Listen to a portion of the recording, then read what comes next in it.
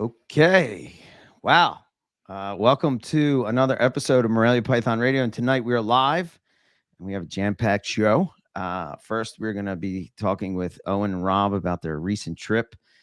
And this Sunday, we're gonna do a brief overview. But this Sunday, for the Patreon people, we're going to do a more in-depth discussion of the trip and whatnot. But you may be wondering where we've been. I have been dead for about 3 weeks. I've been really sick.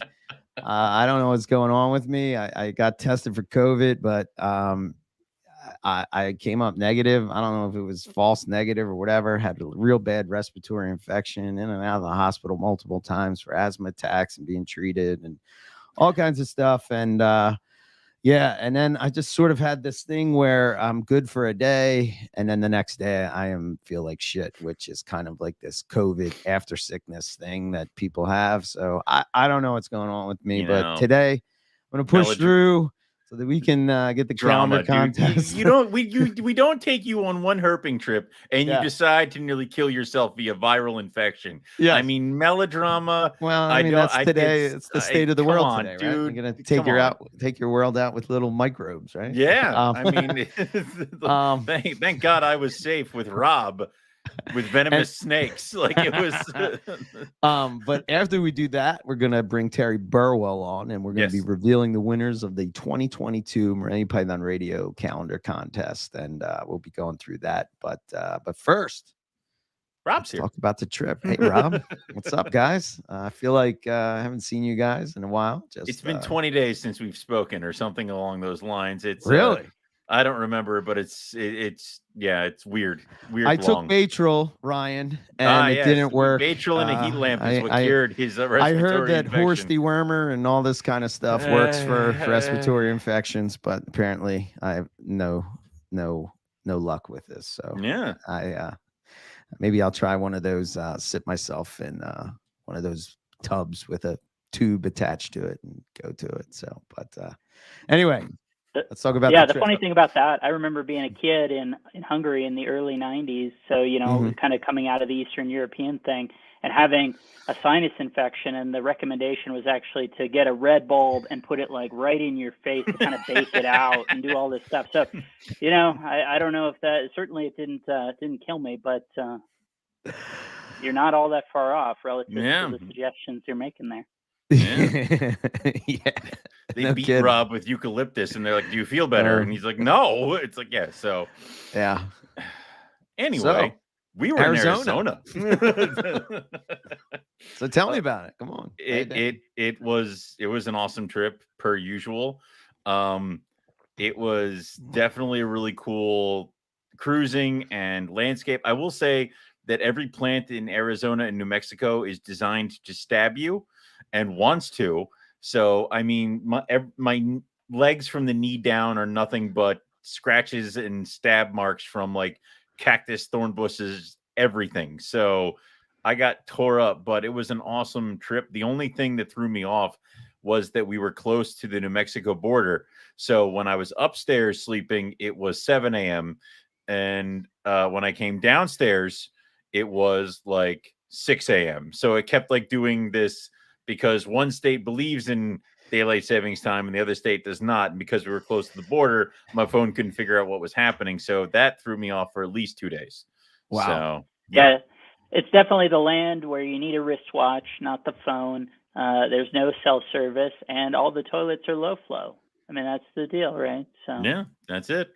And every snake you find, there's a good chance it's venomous. So, but not. Well, that's fun.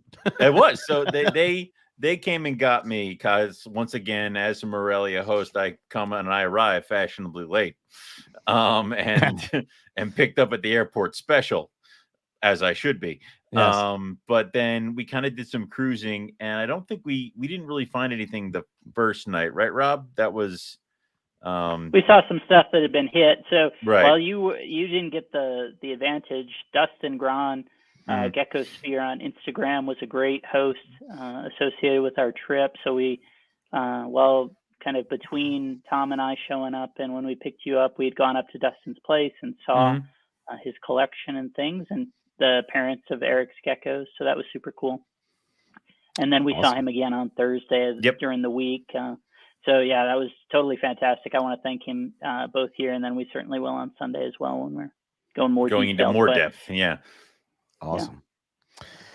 So it was Owen's idea to sort of maybe give the Patreons a little extra. I'm withholding things from you people until you go and join the Patreon. Then you can hear about the herping trip. Yeah. Well, that's cool. It's a little bonus from them, you know?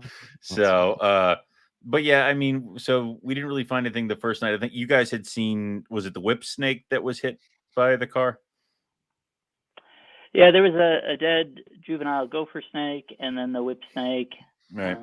And I forget if there was an Atrax too on that 80, which turned out to be super productive for us, at least relative to, I mean, we were racing semis for each snake, but it wound up working out.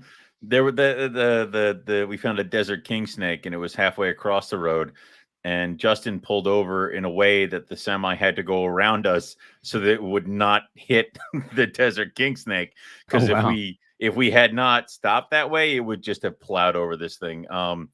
We saw more DORs than I have in anywhere else. So I think we saw 3 patch nose. Rob sent me the thing. We found a couple gopher snakes that had been hit, and a couple. Yeah, I wasn't even counting the dead.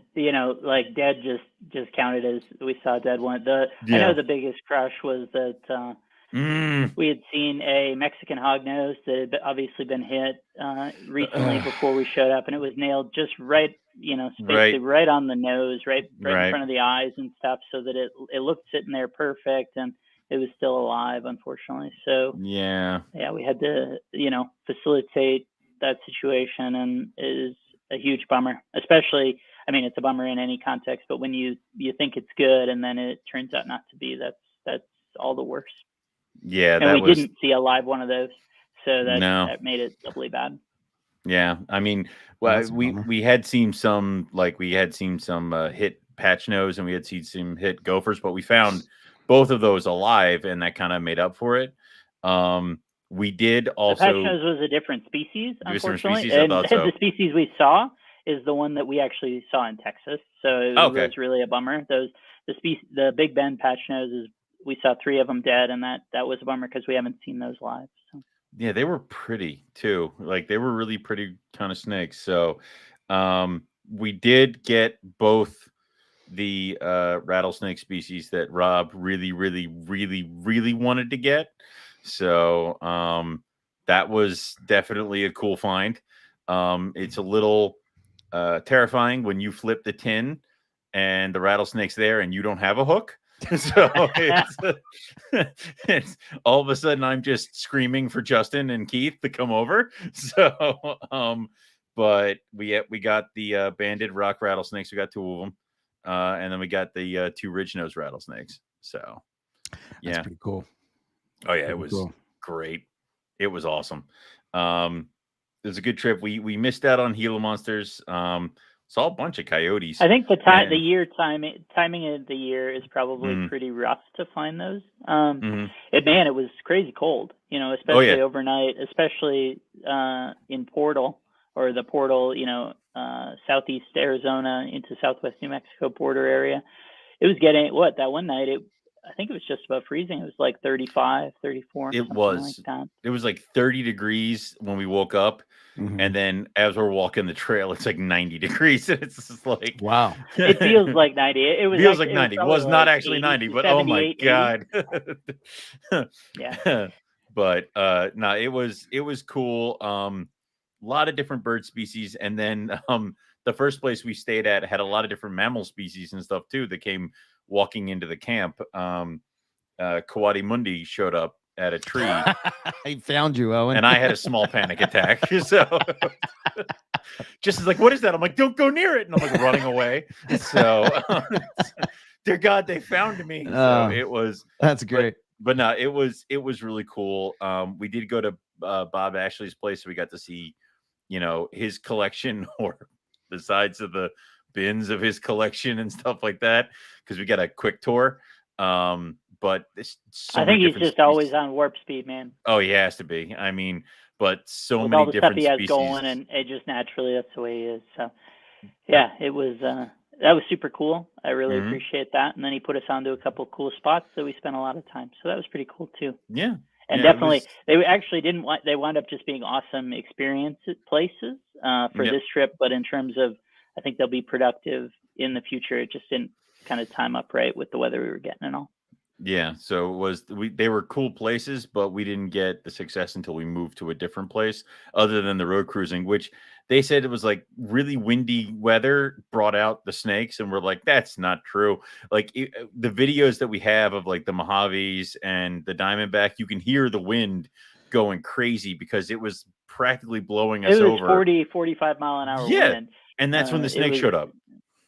Yeah. Wow. I mean, I think it was more the temps probably even than the wind, but I tell you what, taking shots of rattlesnakes from 18 inches away while you're, 45 mile an hour winds at your back is a little not ideal. Sturdy base. Well, we had to call it because there was so much sand in Rob's eyes. He's like, I can't see. Like we have to stop. Right, because you're sitting there with them full, your eyes fully apertured and all to try and take those pictures and get shots that you like, and be it sitting there in swirling sand after, I don't know, an hour and a half of doing that, you're a little bit, it's a mess. That was a productive night, because that was the night we found the two Mojaves, the Diamondback, the Desert King, and then we found a couple of DORs. We found that big Atrox that had been hit by a car too, and a couple other things like that. So there was a lot. I was not expecting all the DORs. I guess that's just there's a ton of traffic there for being as sparsely populated as it is. And I mean, that 80 was full of semis was the thing. Right. That even, it's not all that many cars, I suppose, but man, all the ones that come through have a lot of tires. So, I don't know, sort of reminiscent of some Australia stuff, but it was more, I think, than we've seen. Certainly in Texas, there were more DORs than we've seen in Texas. Yeah. Gotcha. Yeah. And I was, we did get the horned lizard. That one was, a couple of them, same species, I believe, the mountain short. Yeah. Bigger one and a tinier one. We had to wait for the tiny one to quit playing dead so we could actually take pictures of it, as opposed to like people thinking we just found it. Technically. Oh, right. 3, right. Yeah. Yep. So it was a good time. It was a fun time. Good crew of people. Obviously Rob and Keith and me, and then add Justin in the mix, and then Tom fit right in with everything else. Like it wasn't like he was an odd man out or anything like that. So it was a good time, good crew. Back to your old thing of like Airbnbs and eating the warm breakfast burritos at the gas station, and that's the only food you shall have until later.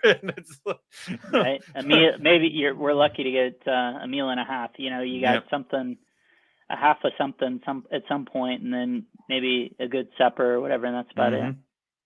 But it was a lot of walking. I felt bad that first day though, after we did the. We'd been hiking for about 6.5 hours or so, and we'd had a bar, Teresa tent with fruit bar, little oat bars or whatever, and we each had one, and that was it. And then it was like, well, we've been walking, the last 6.5 hours, 2:30, 3 o'clock in the afternoon. I was super happy that people were still in good spirits and still putting up with the fight. It could easily have turned south on that, but no, everyone did really well. Yeah, I mean, Justin and I did come up with a rating system for hikes, which is, Schmitty tiers. This hike is 3 Schmitty tiers. This hike is 4 Schmitty tiers. This hike is 4 Schmitty tier buckets. So yeah, that was. That's great. That was the first day. So you don't get bitchy and you don't complain about it, but I'll just start making fun of things because that's my way of telling you that I'm done, tired. Please let me stop. Right. So it was. We walked all the way to the top of the one trail, and that's where we found the Scalopus lizards. I forget what they were. We saw a ton of that stuff. Yeah, for sure. I mean, in terms of sort of things that are super cool, but not necessarily the targets in terms of the Uta and the Scalopus stuff. super fun to engage with and watch, and definitely some cool pictures. But that's the cool thing, is that you aim for these big, super rare species, and then the other things kind of all fall into place, and you get a good accounting of it. But then, like, we got 2 freaking ridge nose and 2 banded rock rattlesnakes. I mean, I'll take that. So, yeah. Awesome. Would have liked to have gotten a blacktail. I'm still kind of jealous about the blacktail you guys got in Texas, because I like blacktails.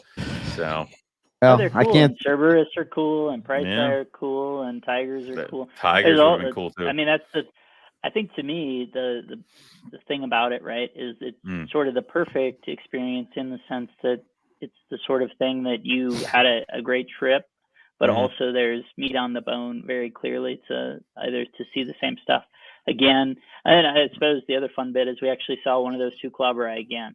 So we saw. That's right. The next day we saw one of the 2 again. He was still there. And we had to spend about 10 minutes trying to figure out if it was one of the ones. It was the same one or not. We had to go through the pictures and be like, no, yes, no, yes, no, yes, and then we finally just let it go again. But that was probably the cool part, and a lot of it also was like Dustin and Bob, actually they put us on to the good spots to check out and to set you up for success. So it was very cool to have some guides that knew what we were looking for and were willing to help. Chris Sidarius as well. Chris Sid 24 on Instagram. Similarly, a local guy here that does a ton of stuff down there, had some great advice for us on kind of the heading into that last day. And heck, the best news of all was that you got to eat a 1.5 pound burrito and then go walking climb 1,000 feet. This is that was pretty cool. Whenever you're going on anywhere with Rob, and it's like we're gonna have supper now, I'd be like, okay, the next question out of your mouth is what are we doing next? Planned for the rest of the fucking day? Because I'm sitting there and I'm eating this burrito, and I think Justin got one too, and we're both eating them. And then I look around and you got a small little rice bowl, and I'm like, oh no, I have made mistakes. I have chosen poorly. And then Rob's like, we're just gonna go a little hike, and I'm like, no, famous last words, no. And then it was up a mountain and all this other places, and it was not Turns good. out Keith really doesn't like heights, and he was more freaked out than I. Well, Jesus Christ! I just thought it was hilarious between you about the barf and Keith that about the puke. Fun.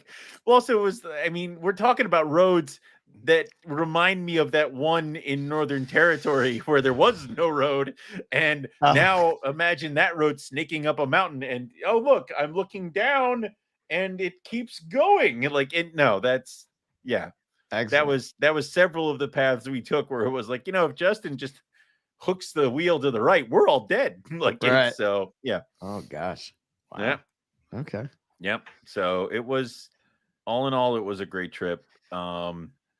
I was excited to see the animals that we did, and of course we did the normal MPR thing where we found a good scattering of the animals. Like, we didn't get so many gopher snakes that were like, Jesus Christ, we're not stopping for this one again. Right. Like, we got a good representation and stuff like that. And it was a great time. That's cool. I would totally do it again. That's cool. Well, you guys better do it again, because I want to go.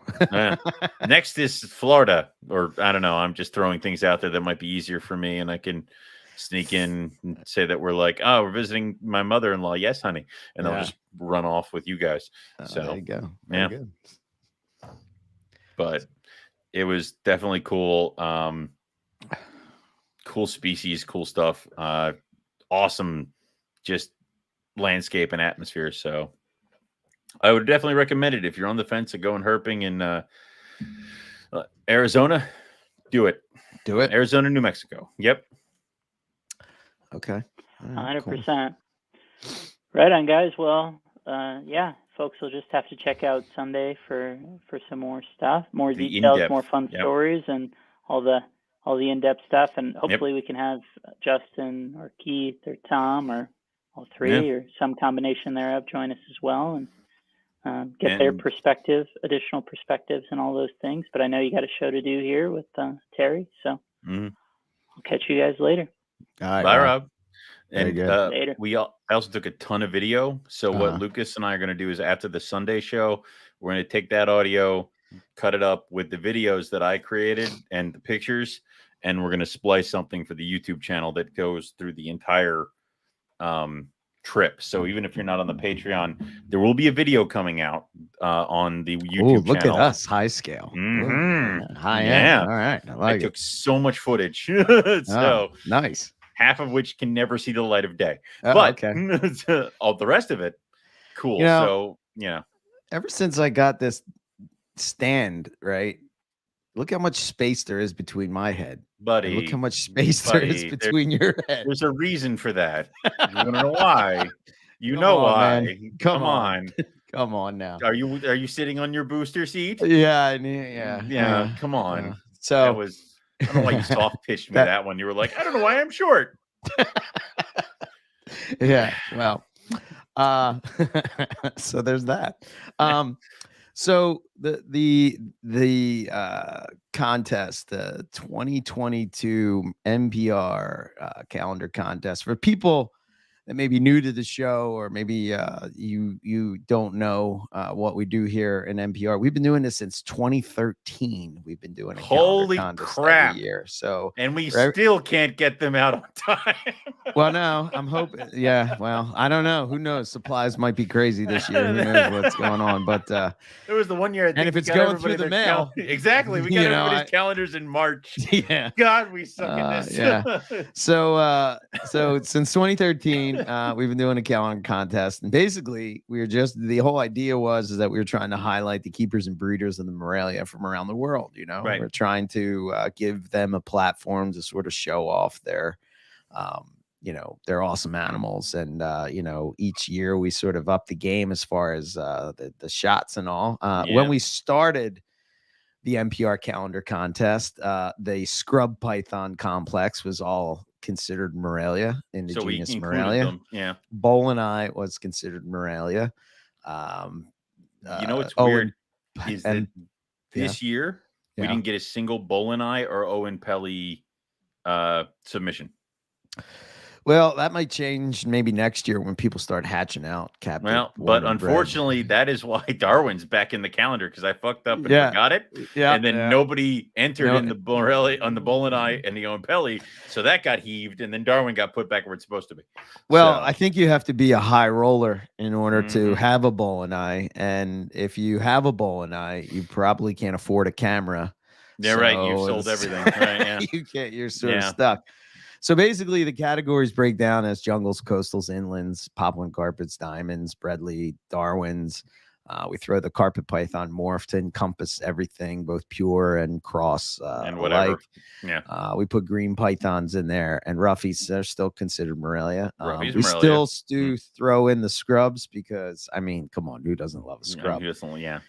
But the thing is, we pick a bonus category, and the bonus category You screwed us this year. You did this. And that's why we have the new rule that the winner from last year must pick, because you made this so goddamn hard because of your monitor kick. Yeah. Oh my God.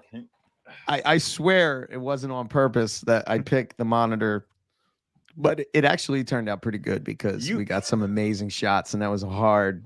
We almost kind of went back and forth. You almost made with that for a Monitor while. the Moreli of the year. Like you were like that almost happened.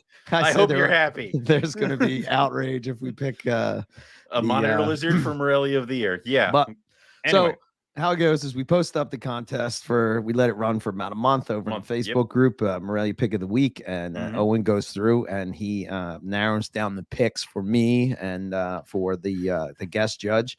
And what are you looking for, Owen? I'm looking for good pictures. I'm looking for people try to sneak in multiple entries because you're only supposed to enter one animal, one shot. So people try to do that. So you look for that. You got to look for just what looks like a better calendar shot. And then it's mainly the first thing. And I try to narrow it down. In past years, I used to try to narrow it down to like 5, and then it was 10. This year, it had to be 15 because there were just that many good shots that I couldn't whittle it down. So what I've decided to do is that I think I started this last year, was whichever category could not get whittled down past a certain point, then all the other categories would get that many entries. So normally it was green tree python. This year, Breadlie was freaking stacked with good entries. It was insane. There was a lot. So I obviously, like I said, when we're whittling it down, the people who don't listen to the rules are the first ones who are disqualified. Right. So, and then sometimes there's a really cool shot, but it might not be in focus. Right. It's a little out of, you know, and it makes it tough. Look right. That's hard.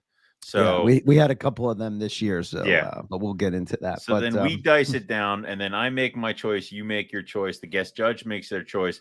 And then if there's a tiebreaker, we usually appeal to somebody like Rob, or you, me, and the guest judge sit down and discuss who can maybe kind of like champion their pick and see who changes. And then like I won 2 this year. You won 1 this year. It's like, plead your case to why you picked the picks you did. You know. Yep. So then we decide, and then those are the winners. Obviously, get a free calendar. The winner of Moreli of the year gets to come back with us next year and now judge the calendar. And added bonus, you get to pick the extra thing for the following year. So Terry gets to come on here and talk to us about his picks, but then he gets to tell us what the extra category for next year is going to be. Right. So Terry Burwell, who is going to be joining us right now. There he is. Welcome to the show. Forget Terry. I want that. Yeah. So Terry won Moreli of the year last year. Moreli of the year with this animal right there here. You go. And there's the shot. All beautiful right there. Damn it. Now, Terry, is that a female or a male of your roughies? This is a male. Is it a boy? Okay. Yeah. And is that the sire of the kids you're trying to get rid of right now? I don't think so. I'm not trying to get no. There you go. That's the shot. There he is. Yeah. I mean, so yeah, this is the male. He's in shed right now. He's a little darker, but he's been problem free except when it comes to breeding. So I didn't see any action until, fortunately, he is jealous. So when I got a new male and I grew him up, that male was great. And I did see pairings locks from this snake as well. But most of the breeding action comes from the other male. But this season, I have another female, a virgin female that I'm going to try. So we'll see if he likes her better. Okay. And hey, for all you know, he's in there a little bit, or if you might get them ready for her, perfectly good. And he could be. I asked Ben, with Rare Genetics Inc., if we could figure out, because they do the paternity tests, right, for pythons. And I asked if we could do that, and I don't remember what the end result was, but he's trying to figure out if there's enough genetic diversity even among rough scale pythons to figure it out. Oh my God, that's really interesting to think about. Yeah.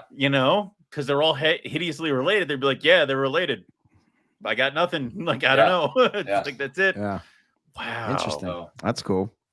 That's a beautiful snake, man. I love that. Very cool. Yeah. Yeah. Rough scales are, Eric, you getting tired of yours yet? You want to send them back over to Owens? They've won 2 years in a row for Moreli of the year. Which is pretty cool.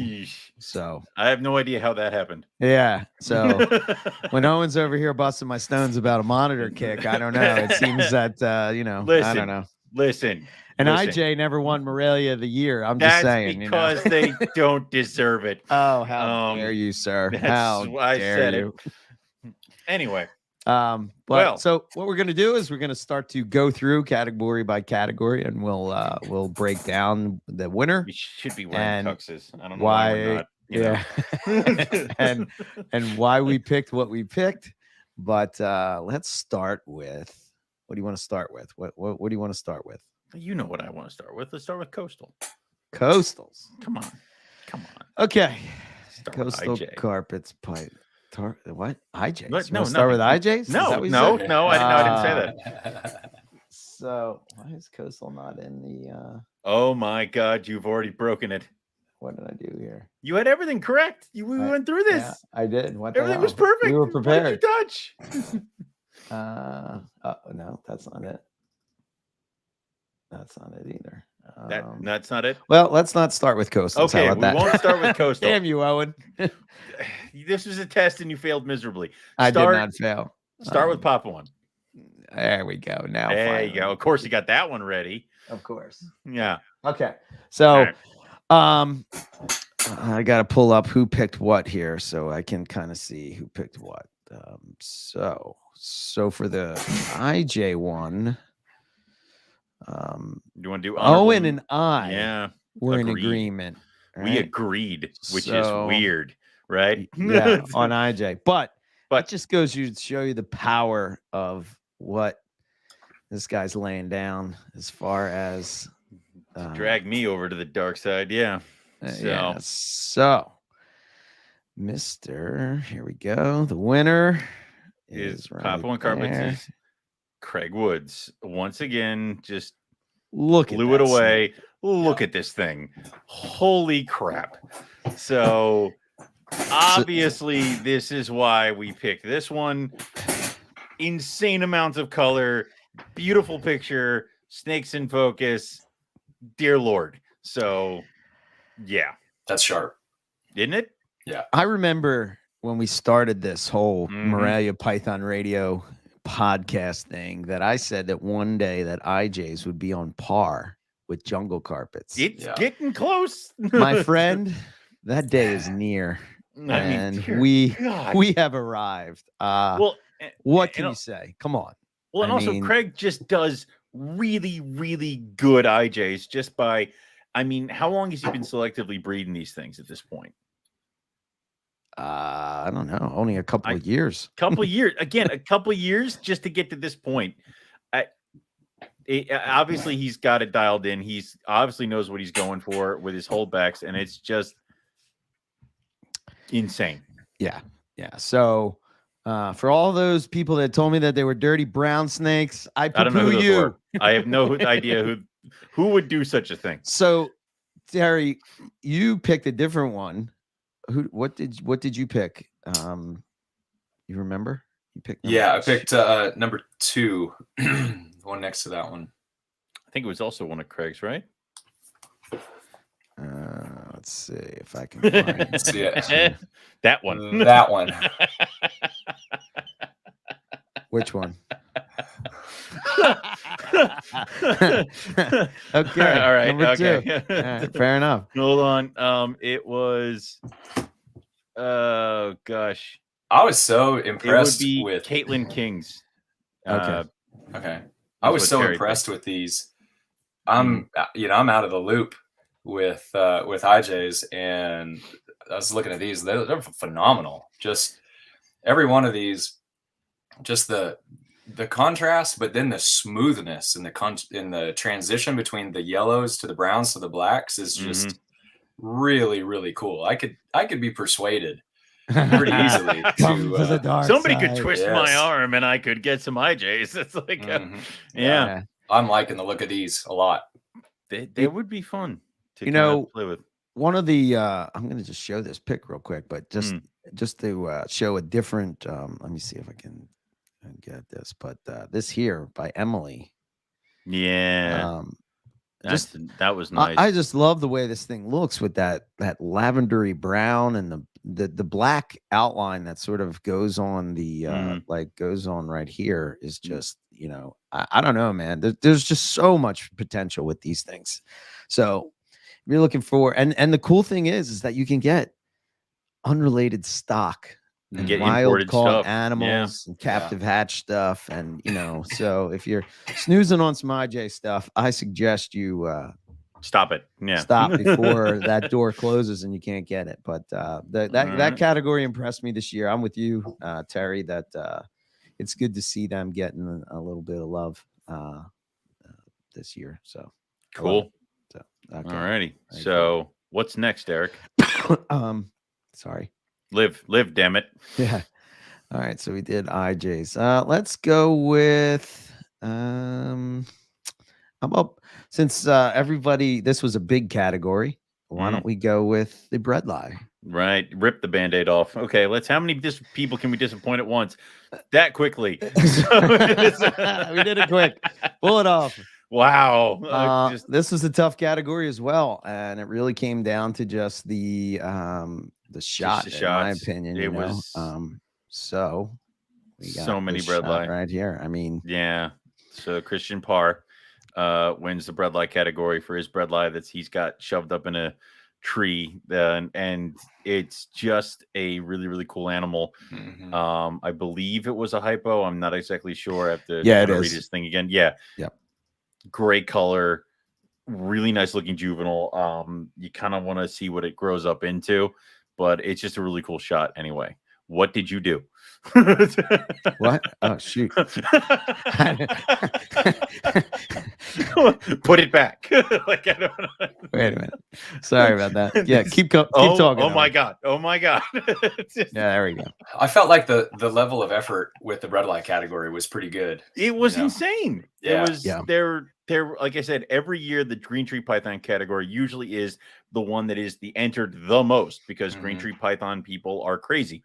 But and it's usually like mostly the eyeball of the snake. It's never the full snake. So but this year breadlight just got swarmed. A ton of animals.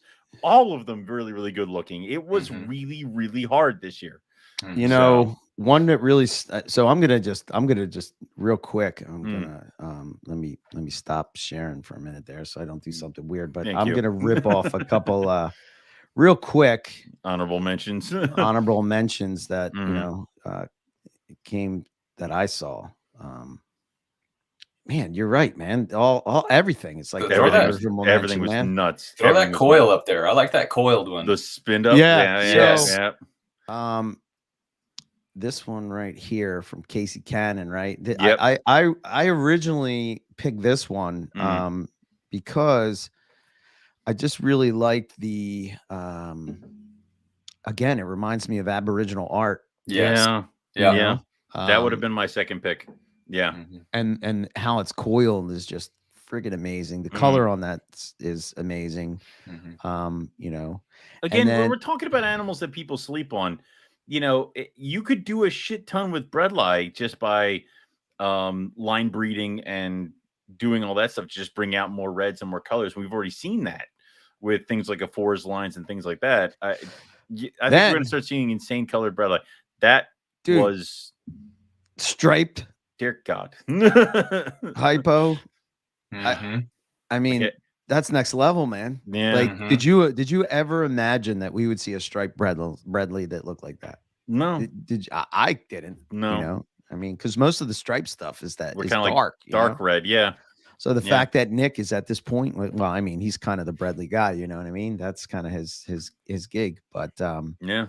It's good to see that they get some love, you know. Here was another one. This was a hypo. I just thought that this was just a really cool shot, but you know, again, everybody can't be a winner, you know, just the whole head thing. Yeah, that was a cool shot too. And then so that was a hypo. And then I kind of liked this one. It's just a classic, you know, breadlie look, and I just thought, I like dark, that too. You know what I mean? Yeah, that dark red and just on the rock. Yeah, Casey's got a lot of really good looking breadlie too. So I mean, it was just it was just hard as hell this year. But yeah, we settled on the hypo breadlie juvenile. But God, that was a hard category. You guys need to not make it so hard. Like, just everybody. Next year's categories, everybody put your ugly snakes, you know, your ugly browns. So. All right. So, well, staying in that same vein, let's do the inland category. Yes. Which I'm going to predict right here in 2021. Once people start getting into these, like they got into breadlie and IJs, I think that you're going to see an explosion of these snakes, because again, I know everybody sort of puts breadlie as this you know, the perfect pet carpet python, but you know, the only drawback with them is that they gain some size. You know, they can be big, but with inlands they don't get quite as big. And So we're gonna go with that one. And Inlands are going to be one of those ones where, like, every year the category, like however many entries they were, that's how many make it to like the next round, because there's no cutting off, because there's just that few of entries. Till 1 year, it's going to end up being like 50 entries. Like, it's just going to explode, just like Breadlight did. So that'll be cool when that happens to kind of see how that goes. Yeah. So the inland category was William.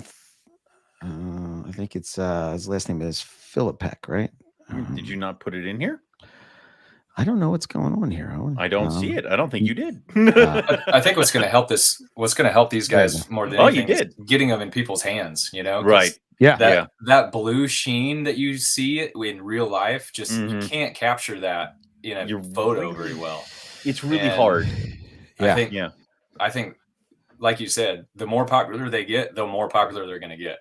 So it's great. It's taking a look at a Mog line inland for the first time, and you're like, oh my God, it's like an Exanic Coastal without any of the work. It's like just there. Yeah. So like that's the base model. So again, you know, one of the things that I love about carpet pythons, this is the one that I persuaded Owen over with. He won this one. Again, you know, I've been getting into like Aboriginal history and art and all this kind of stuff as of late, and just like researching and studying and reading about it and whatnot. But like you can see in the animals where the art comes from, you know. I mean, if you look at a Kimberley rock monitor or a carpet python, or, you know, you pick the reptile there or whatever, but those patterns and the dots and I don't know, man. That's just mesmerizing, and that's big chunky head. Let's say that block head, dude. It's hard to beat. Yeah, I don't know. I really dig it. This was a tough one, because I think the one that you picked, Terry, was also pretty darn sharp. You know, that was the one that Owen sent, or I deleted. Oh my God. I do all this work, and he just, you know, and I was gone for like 10 days, and then and the podcast falls apart. Once again, we figured out that I am the true power behind the throne. I'm the real pod father. Okay. You know, it's you keep saying that, but okay. That's the one Terry picked. This is the one that Terry picked. Yeah, I like that one. I don't know what it was. Was it the eye that got it for you with this one? I mean, not now. Up, but, no, I think I mistook. Is the one with the tongue out is the one that I picked. Oh no, wait, this is the one. That's you one picked, I picked. Owen. Yeah, I'm sorry. Yeah. And then you picked. Let me pull it up. That's one I picked, and I liked it because the full body and the nice gray. Blue color is kind of awesome. You like a full-bodied calendar shot? I do. I want to see the full snake laying out like some sort of calendar girl. Yeah, that's the one. Terry picked, which I like. I do. I like that. It seemed like it had that in the wild in situ aesthetic, and then, you know, a shot without a tongue out versus a shot with a tongue out is just, I mean, man, it just elevates it. It makes it all just so much cooler. So that is awesome. Okay. Owen does have good taste. Okay. So congrats to William there. He's the winner of the inland one. So very cool. Very. All right. Sorry, I'm jostling a lot of things. You are. If my co-host would just talk while I'm trying to jostle these things, I'd rather just stare at you. You would, I've missed this. It's not so like much we're better doing this way. What category do you want to do next, my liege? I don't know. What are you thinking? What are we doing? All right, we'll do coastal. I'm just gonna click buttons now. No, we can't do coastal yet. We can't do coastal. He's not ready. Do jungle carpet. Okay, let's do jungle. All right, we'll do jungle carpet. Jungle carpet. I mean, who doesn't love a jungle carpet? Who doesn't love a jungle carpet? Jungle carpet. Black and yellow. Yep, is Anthony Santiago, who dropped a really killer striped jungle, and this is another one that you won because I had picked the gelatin.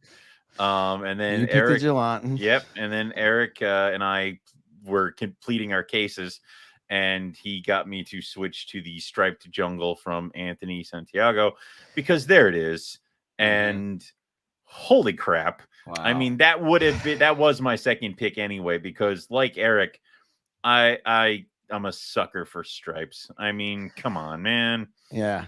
I think That's cool. that the Striped Jungle Project in the U.S., outside of the U.S., or I should say in Australia, those guys, Kicking our ass. They're crushing it down there when it comes to striped jungles. In fairness, though, they have wild stock that they there's can that, get, so, But you'd think by now, with all the other breeding lines and morph stuff and polygenic traits that we've got hammered out, that we could get striped jungles worked out at this point. Two good animals. Very surprising that we don't. I mean, you would think that that would be something that we would sort of nail down.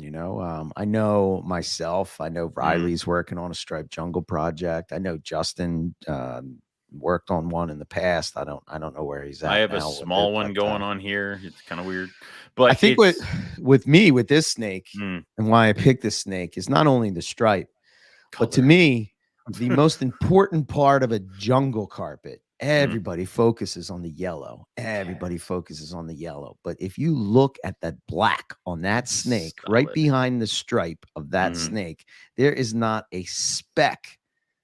It's just solid black, Yeah. And if you could keep refining that to make it a stripe to where you would have like a yellow stripe, a black stripe, and then a pinstripe yellow down the back, come on, game over, man. I mean that's the idea, is that which would you go for first, stripe or color? I think what we should stop doing is trying to play with the color and just try to get the stripes going. I think we nailed the color. Right, we got the color. Color's good. Like, we cannot improve on the color anymore. It cannot get more yellow. Like it is. So I say just start breeding for the stripe, and then you can always go for color a little bit later and crush it. So, yeah. Gorgeous. So, Terry, you thinking about jungles now too? No. No. All right. Nope. No. All right. I like to look at them, but no. Let's jump out of the normal Morelia, the carpets real quick, and let's go to usually the one that's very hard to judge. But this would be green tree python. Green tree pythons and Mr. Mark Hager down there in Texas. Yes, sir. Mark came out with that one. Texas chondros. Yeah, man. Yeah. So this shot to me, I mean, as soon as I saw it, I was just like, come on, man. Again, I guess I'm starting to see what you like, Terry, the tongue.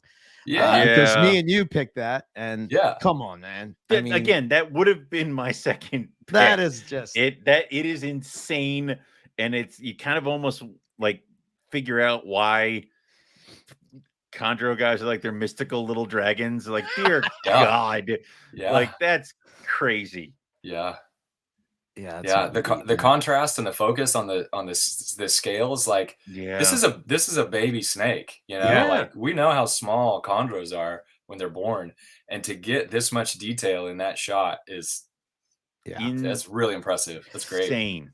And the composition of the picture itself, where it's highlighted with the black and the shadows and certain you can spots, see the little like the stripe the light is on its eye, like the little yellow scales coming in various places where you would see like the normal baby markings. Like it's a really cool animal, and it's a really cool pick.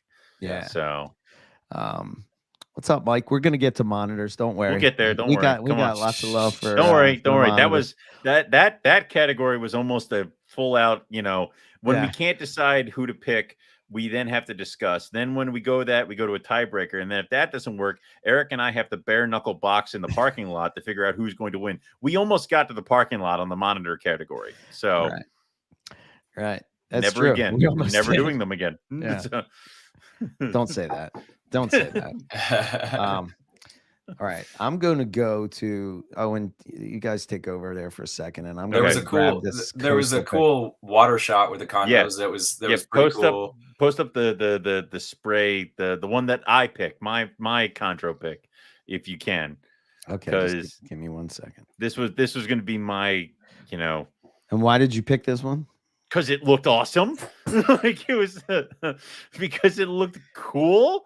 Because I don't know, water was involved. It's got a cool artistic quality to it. I just didn't want to start a should we spray or not spray chondro debate. Always spray the chondros. It's it's always they sprayed in the calendar. So yeah, all right. Good point. Good point. Well, here's the thing: you have to spray in Texas. You know what I mean? It is a dry place. I was only there for 5 minutes when I was on my way back from Arizona, and that was enough. Yeah. So it depends. East Texas is super humid, but West Texas, West Texas is not humid.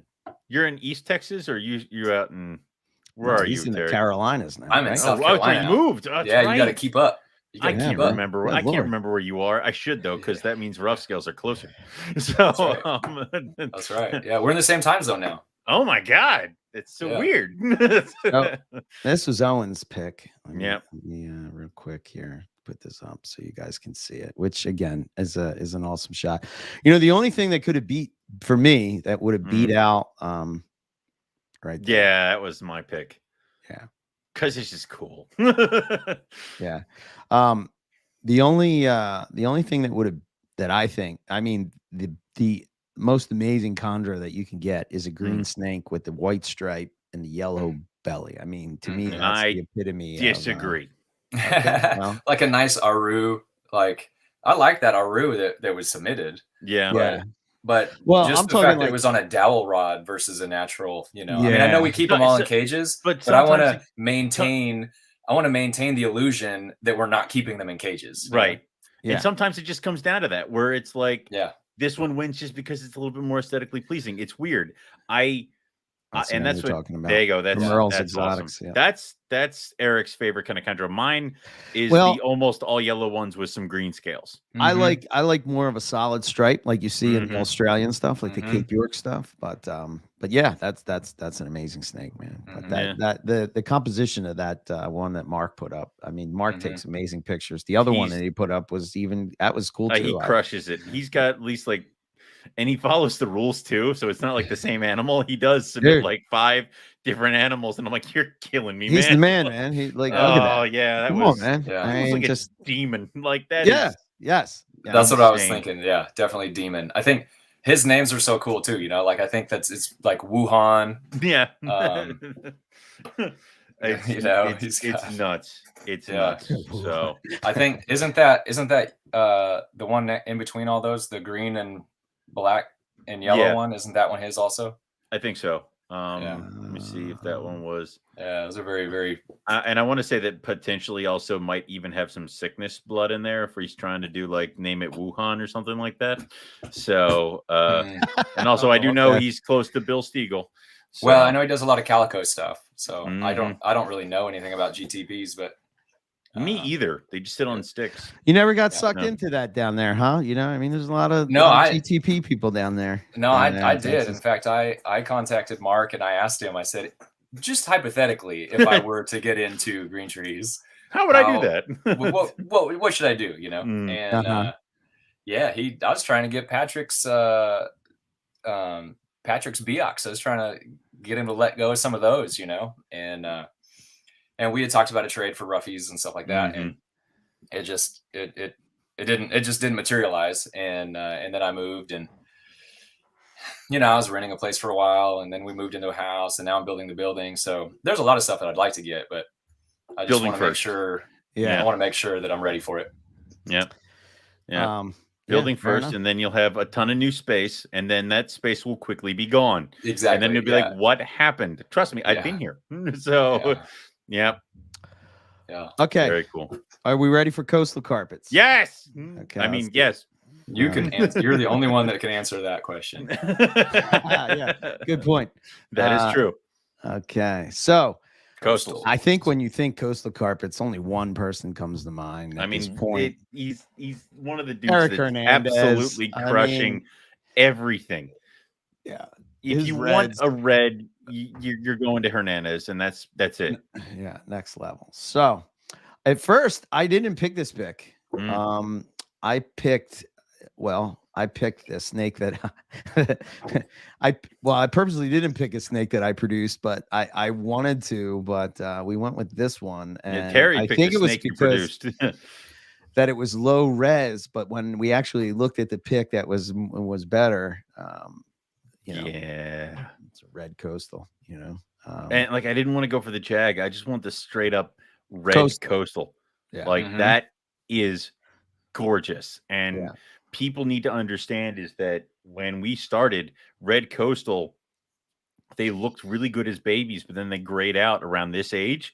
They would lose all their red and just kind of gray out a little bit, or they wouldn't be as cool. So by line breeding them, Eric and Jason have been able to produce these insane reds that have been kind of the stuff that we would only kind of dream of when I had like my first little red tiger babies. And I'm like, here, oh my God, they're not brown. Like it's a red color. So having those is awesome. And that's just a cool snake.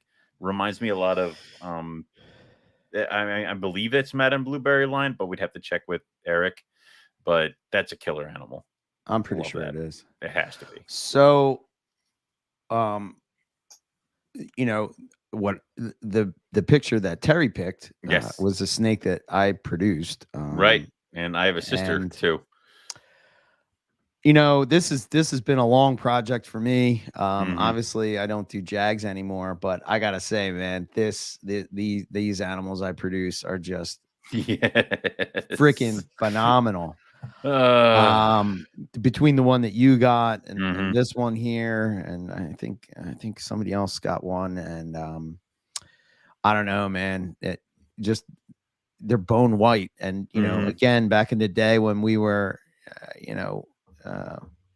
when basically I picked up V, wanting the bone white jag, it's pretty cool to see that exists. The fact that it's orange in the saddles and it's highlighted with black is just amazing. The stripe going down the back, the bald back like a tiger jag. Well, basically these are red tiger jags, right? So this is from my V to Molly Ringwald pairing, and yeah, man, the results are just phenomenal. So if you think this snake is cool, wait till you see Molly 2.0. I haven't updated her in a while. So I mean, it's so what is this? Is this this is a red jag. Red jaguar. Okay. Well, red tiger. Red tiger jaguar. Red tiger jag. Okay. Yeah. So it's just awesome. I mean, like I have this animal's sister.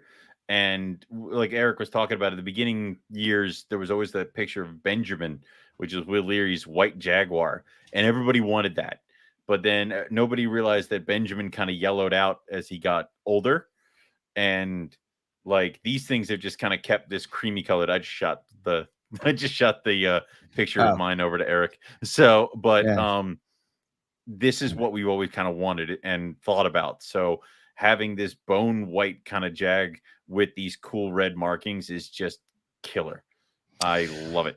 And I think this picture is awesome. I think the thing that that kind of threw it off is just the out of focus. A lot of it was out of focus. Yeah. Which really sucks. A lot of it was out of which. Yeah. So this is Brian Hayes, an awesome guy. He has awesome animals. He's really after some red stuff. So he has some stock from me, has some stock from Eric. I'm thinking we're going to see. Guess. We'll see this snake again. I think in these calendar categories. Oh yeah. I would hope so, because that's gonna be cool. Here's the one from Owen. I'll real quick throw this up here. Comparisons so you can see. Have we ever had the same snake win a category more than once? Has that happened? Probably. I imagine in the Bolins would be pretty common, but I was wondering. That'd be kind of interesting. We don't pay attention that much, but we have had snakes in that. There's my girl. Yeah. Okay. So that's a sibling to that one. I love the head stamp on this one. I know. It's like a turtle. It's a sea turtle. To get that long snout thing going on, and oh God, I love this animal. Yeah. But I got a red tiger from Buddy to breed with her later on. That's the red tiger that you keep saying is one of the best caramels I've ever produced, Eric. Yes. So and I'm like, no, I didn't. Never mind. So it's, but that's a fun project. Animal. So, all right. So we have Coastal IJ. Jungle. Green tree python. What's next? Dare we do Dare diamond pythons? Yes. Okay. Bring it on. That's one that's near and dear to me and Terry's heart here. Yes, but sir. I can't imagine why. I mean, Terry's only hatched out like a freaking ton of them. Like he's produced some killer ones. I mean, dear God. He was on the show and shared her story of them all escaping into his garage. Yeah, and yeah. Even as a guest judge, he snuck in here and entered the diamond category. I saw, and I'm like, wait a minute.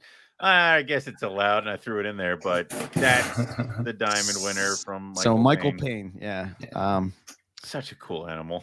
I mean, first of all, it's hard to compete with the picture of the color of a diamond python. I mean, they're I have to concede to you guys because you guys actually have diamonds. I don't. So, but I love that. I love the heads on this thing. I think one of my favorite things about carpet pythons and what kind of drew me to them, as opposed to say like the other types of pythons like Liasis or ball pythons or Angolans or Burmese or stuff like that, is the head structure, right? It's almost like they got these markings right here that come down along the heat pits. It looks, I don't know, like it's just like tribal or something, and they got these heat pits that are going along the side. They got these big, like the big jaws in the back, and I don't know, man. They're just, whenever you can capture that, to me, that's, I don't know. I'm loving that pick. Terry, you're just working with straight wild diamonds. You're not doing any like reduced pattern or anything like that. I've had in one of my pairings, I've had 2 reduced patterns hatch out both times that I bred them. But coincidentally, in both clutches, both of those reduced, all 4 of them died. Oh, really? So yeah, so they didn't make it very long, and so this year same thing happened, and I had 2 reduced patterns, and one of them died about 3 weeks ago. I found it, and I was like, that's a bummer, but at least I have the other one, and it was a pair, and so I was like, all right, well, I've got the male still. At least I have the male, and I was kind of babying the male, and then I went in the other day, and it was dead, and so phenotypically we can say that maybe something happened in incubation, or maybe genetically something happened, and maybe the phenotype is reflecting something genetic that's not right. And in mine, I'm not saying it's a blanket statement for all reduced pattern diamonds, but yeah, I've had some, and but kind of what I feel like I'm getting known for with that 2019 clutch anyway is high yellow. Like some of mine really had turned into really high yellow adults. Yes. So doesn't Martin? No. He's something that produces high yellow. Yes. No. Well, he has one. He has probably the best one. Some of the best offspring. Maybe it is Martin. Maybe it is him then. Yeah. Maybe. He has some of mine that. So like he started posting up these pictures, and I was like, holy cow, because I'd never hatched diamonds before, right? So I knew they were going to get better, but I didn't know they were going to get that good. Seller's remorse. Seller's remorse. Yeah. So I sold him, these brown muddy snakes, and then he's like, hey, do you have any more? This is what they look like. And I was like, no, I don't. Get away from me. They're all mine. Yeah. So, but yeah, I'm super excited about it. So this year we got Adelaide and Onyx is the pairing that I did in 17, and that escaped in the garage. And Sparkle Mad Mardigan, that's the one that in 17 or 19, I'm sorry, I killed him in the maternal incubation, right? Like I just doused him with water, and they ended up going bad. So both pairings went this year. So it'll be cool that this is the first time I've seen Sparkle Mad Mardigan babies, and those adults are brighter yellow than Adele and Onyx. So wow, it's going to be interesting. Now, are you going to wait to grow them up a little bit, or are you still just going to kind of roll the dice and let them go and hope you don't sell the really, really good ones? Yeah, I mean, I'm gonna let them go. I'm starting to trickle them out, and I've got my eyes on some, and I figure a good way to make sure a snake stops eating is to write "hold back" on its Yes, tongue. yes. Just write "hold back," and it's like that snake is doomed from here on. You know, so very true. Just whichever one's eating really well, that's one you're going to consider maybe a holdback. Don't commit. Yeah. So but the nice thing, you know, going back to diamonds, the nice thing is that they're so variable, and there's not a single look I don't like. Yeah, yeah, I would agree. I like the really dark ones. I like the really light ones. I like the white and black ones. I like the yellow. Like I like all of it. It's really. I've really never cool seen snake. a diamond I don't like. You are correct. Yeah, exactly. Damn it. Okay, so diamonds. One day when I have more space, I'll do some diamonds. Yeah. So we have, diamonds. You know, who knows? Maybe one day I guess that I don't know if that it says Ty, but I don't know if it's Scott or Ty, but we'll go with Ty. You know, he keeps pushing to keep them outside if you can. And man, I would love to do that. You know, even if it's for just the summertime or something. I think it would be cool. You know? When you retire to Florida and you can stand out on your balcony and play your guitar, you can look at your diamond pythons over your backyard. Yeah. Yeah. All right. So diamond pythons. Congrats, Michael Payne. Totally cool. That is, very good. Yes, diamond. Very, very cool. So all right. So let's move on. It's Scott, not Ty. Oh, okay. Hey, Scott. Hi, Scott. So diamond pythons outside. That's something we're working on. All right, next. What do you want to do? You want to do carpet python morphs? You want to spice it up here? Let's go into morphs. Yeah, let's do morphs. Okay. Another hard category. Yeah. But when you have a hard category and you can't pick one, the best thing to do is just throw them all in there. Let's pick them all. Yeah. Nick throws this picture in, which we tried to identify at least 4 or 5 different morphs right as I can see him, because there's a super zebra. Let's see, I'm gonna go. Yeah, we got a zebra. Yep. We got zebra. Yep. Super zebra. Yep. We got, this is probably a Tully jungle. Probably. Yeah. I'm gonna say this is an Exantic. Yeah, I would. We have some kind of IJ. No, that's a Darwin. That's his Tiger Darwins. Yep. I think. Yep. And then you got a Hypo Bredli. Hypo Bredli. Yeah. And then an albino. Yeah, you have a normal Bredli in there too, because this Bredli over here to the left looks different than, I guess, no, it is all one Bredli. No, it's all one. All right. Yeah. So you filled the entire screen full of. I think it's a little ironic that the man that doesn't like morphs wins the morph category. Wins the morph category. That's also funny. Yeah. Yeah. Hilarity does play a role in, us choosing as well. If it's ironic and funny, yeah, you'll win. I think what I love about this shot is that that might be a gelatin now that I'm looking at these sides here. I don't know. But the thing that I love about this shot is it just shows the variability of carpet pythons. Yeah. Whether you want a normal jungle, a super zebra, a Bredli, a dark, you just have so many color palettes and patterns and to go and work with, and pretty much something for everybody. But yeah, and there's not one snake in the pile that looks like any of the other ones. Yeah, which is killer.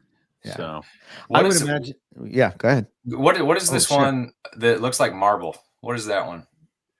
Not in this shot, but in the other results. I think it's the one that I chose. The caramel granite. Right? The Let's see. With the black background. Yeah. That was my second pick. I really liked that animal, which is weird for me. This is another category that I feel like people really they came to play. Yeah. These are really good shots. That's the thing. So which one did you pick? He picked the caramel granite. Is it the one with the head? Yeah. Yes. I mean, messed it up again. Yeah, hold on. Let me hold on. There we go. There we go. This Much one. better. Yes. Yes. Yes. Yeah. Yep. That was my That's second amazing, void. man. Isn't that cool? Yeah. Yeah. Very cool.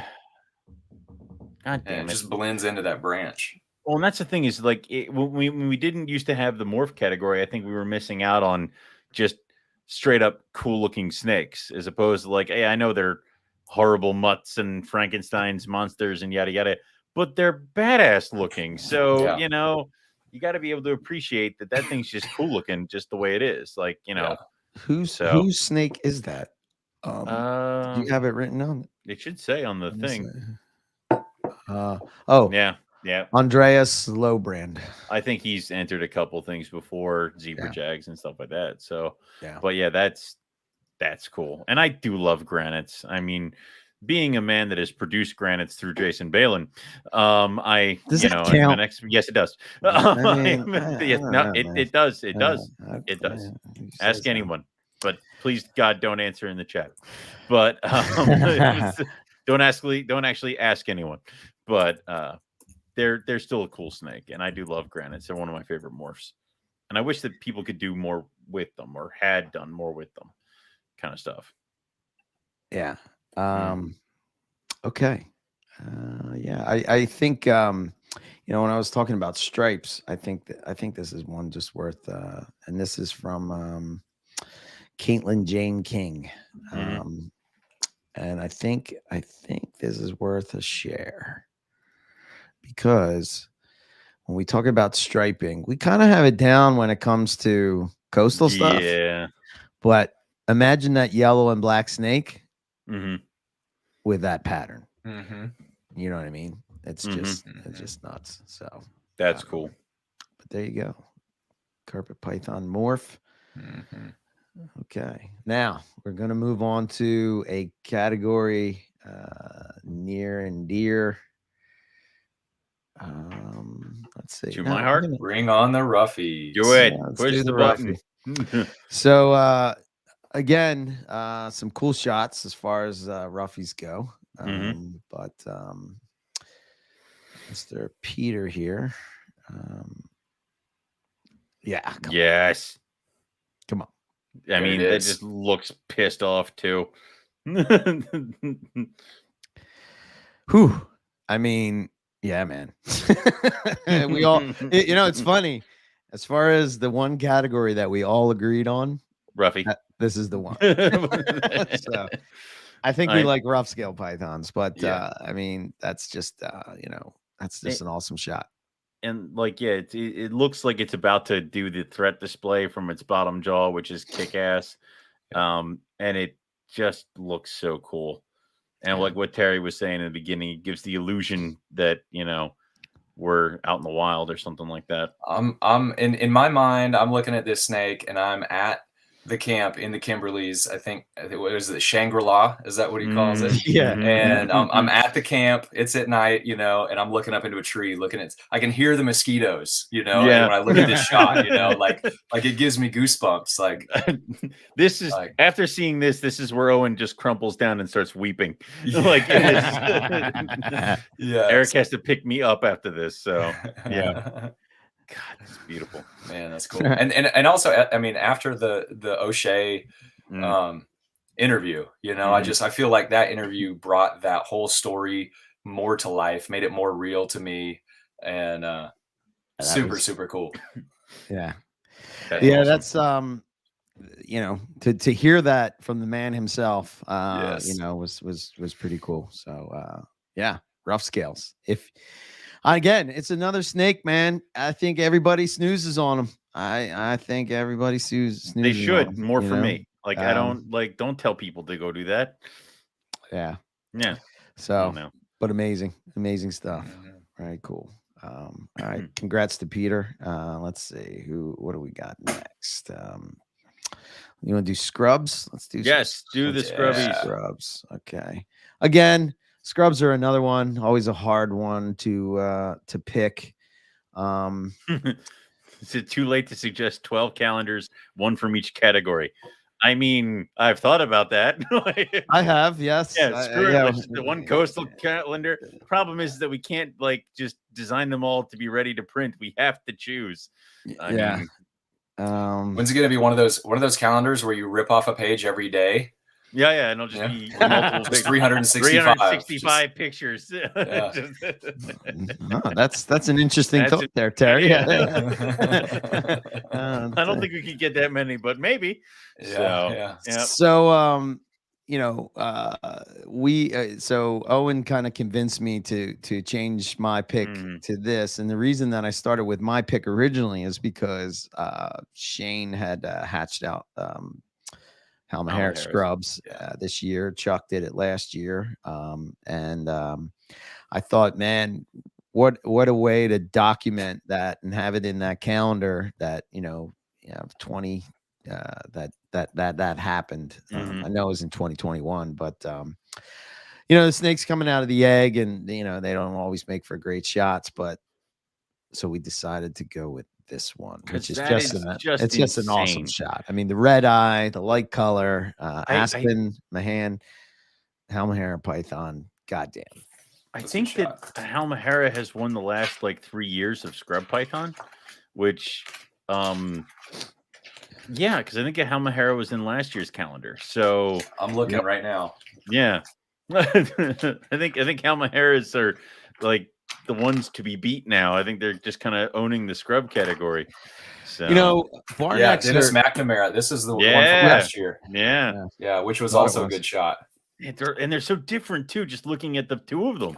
Yeah, that's crazy. And I don't know the island, but I know recently there was some pictures of basically. I would assume that they're the same species, but it's an adjacent island, right off of Halmahera, and it kind of looks like Halmahera, but a little bit of a different pattern. But very, very cool. Extremely cool. It's so exciting, with Chuck and now Shane, and it seems like I'm so excited about that. And I've been watching Moluccans. I don't know if anybody hatched. I know a guy got a big clutch of Moluccans this year, but I don't know if they hatched. What was his name? Not yet. He's going to be coming on the show at the beginning of December. Okay. I'm drawing a blank. I'm blanking on his name right now. What is wrong with me? And but yeah, he got a clutch of Moluccans, and I want to say that's the only clutch that I can gauge in the country. Yeah, I thought for a minute at the beginning of the year that we might have Halmaheras, Moluccans, and Bolanai all hatch in the United States. So it was we're going to hit the trifecta. That's it. We can all retire. It's hooray. But Moluccans, if I ever wanted to do scrubs again. Yeah, it's Marcel. Yeah, Marcel. Yeah. Yep. Yeah. If I ever wanted to do scrubs again, it would be Moluccans. I loved my Moluccans. I'm gonna real quick put Shane's picture up just because. And awesome. if you're curious about what Shane did to hatch them out, go listen to the Shane episode. Go listen to the Shane episode. That's a really good episode. Yeah, I actually took his advice and I built that tunnel system for my Timor pythons. And I came home from Arizona and I couldn't find my male. And I'm like, oh God, where the hell is he? I had left the tunnel open when I was gone, and he was in the female's cage, chilling with her in the hide box. I'm like, all right, it's working. I'm gonna back away very slowly. Clearly, none of you want me here. That's just the classic bar neck that. Again, with these bars that are right here. Man, I do love a good bar neck. I mean, the light color. Dave Means enters a couple bar necks every year, and they're all good shots. And I know he's won a couple years before, but I mean, a good bar, you can't really beat a good bar neck sometimes. Mm-hmm. Beautiful stuff. I would, some Australian scrubbies would be nice. Maybe. That'd be cool. Yeah. You got to find some, take some pictures of them. I wonder who those people would be to do that. Slackers. Okay, so next we have the Darwin Carpet. And I actually picked a different one, but Terry and I twisted your arm and beat you into our camp. Guys picked different pictors of maybe the same snake, from the same guy, the same guy, yeah. So Ben Frame, also has Darwin. been on MPR, but let's let's get A this. lot of these his guys have picture been up on there. MPR. Weird. So at first I was sort of leaning towards the one that Terry picked, but Mhm. then because I just like the composure of the picture, but and then I saw why Owen picked this one because it's close up. Yes. You get Yeah, the, that's nice. I mean, I Is know that. Is there a better albino? No, In the I was world? no. I mean, compare that to albino retics and albino berms. They're white and yellow. We get like white, yellow, purple. Like see this it's right here. You can't really see. You can kind of see it there, but like this is all lavender, man. Yeah. This is right here and all that. That's all lavender. But I've heard other people who keep other types of reptiles admit that Darwin albinos are probably one of the prettiest albinos out there. Yeah. So remember when they were so rare? And like yes, to even think about having like an albino carpet python was just like. Well, you remember that dude Wow. in Hamburg showed up and put 2 in my hands, and I was texting you, and I'm like, guess what I'm holding? Yeah, yeah, it's just crazy. It's crazy. But and I guess we'll share the other side. So the one my sort of runner. Albino retic. What's wrong with you, Brett? Kick him off the thing. Did Brett say that? Brett said that. Let's all boo this Brett. man. Brett, what's going on with you, man? You're making me question everything I know about. Has a head injury. He's stirring up trouble. He's been asking me to breed my Ruffy to what? Get him out of here. Just about anything. Just about anything. I'm a huge fan of these hypo Darwins. Yeah, that they got going down. It's I think Alex and that's so cool. That's pretty neat. Yeah. There was even some wild type Darwins that were entered in that like looked almost on the same page as those IJs, where like the colors were extremely bright and people were working with that kind of stuff. I mean, I think people are sleeping on Darwins. Where you can do a lot with a Darwin, 100%, not just an albino. Everybody's focused on the albino, and a lot of the people that entered Darwins entered albinos. And like again, we just talked about how nice they are and everything, and that's great. But like, there's a lot of potential with Darwin carpets, and there is. You see like what they're doing down there in Australia, and they're doing really, really, really amazing stuff. Like check out Alex Life or an my God, I'm drawing a blank. I just said his name. What the hell? Don't. Oh my God, I can't believe I'm drawing a blank. But anyway, I thought that so just so people know, like why Owen changed my mind. I really love this snake, but I think it's the composition of the pick, right? That sort of is like it's a great animal. It's just it turned the wrong way. Exactly. Thing, It was flipped around. You take this picture, you put it on a pumpkin, you throw some candy corn on the bottom, white background, some corn, a hay bale, and that's Mr. October. Actually, I would make Eric put it in his July just to confuse people. So when you see that, and then you compare it to like a shot like that, I mean, you know what I'm saying? So that's sort of like that's January. That's got to be January, right there. I mean, Eric just does it. I don't. It'd be weird if people start staging their pictures for certain. I don't know if people notice, but Morelia of the Year, the Mahdi Award, usually is the October. Because that's the anniversary. Yeah. So it's almost Eric and I's China anniversary or whatever the hell. I don't know what the.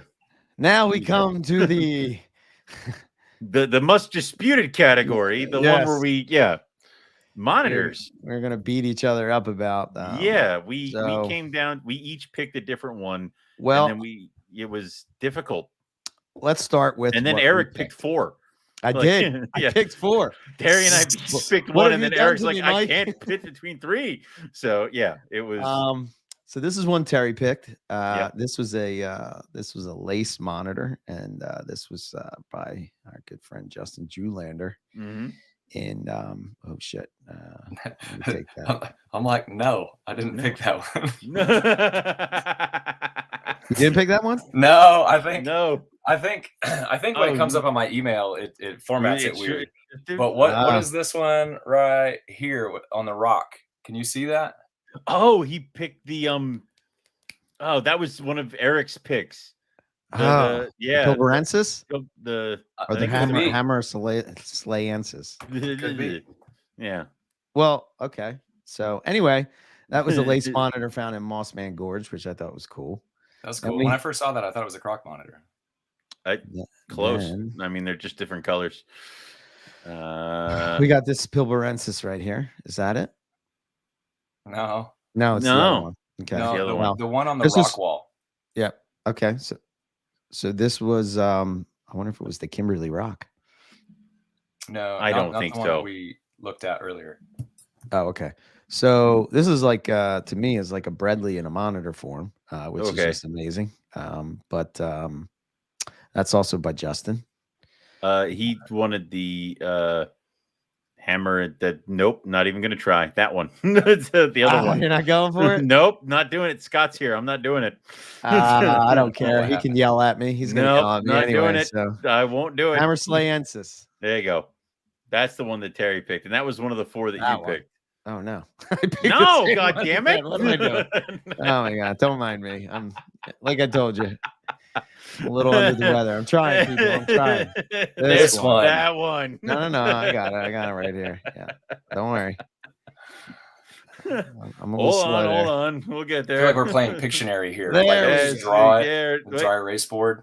There it is. Yes. That's the one. That's also Hammer slayensis by Justin took that pick as well. So I believe, and again, this is the part I might butcher, but I started talking to Rob about this, and apparently they used to be one species and then they were separated out to 2 species. So that's our excuse. Or they might be subspecies. No, Scott, are they subspecies? No, please don't do this. Just answer in the chat so I know. Yeah, he will. Let's see. But no, that's a cool picture. Cool. That was Terry's pick.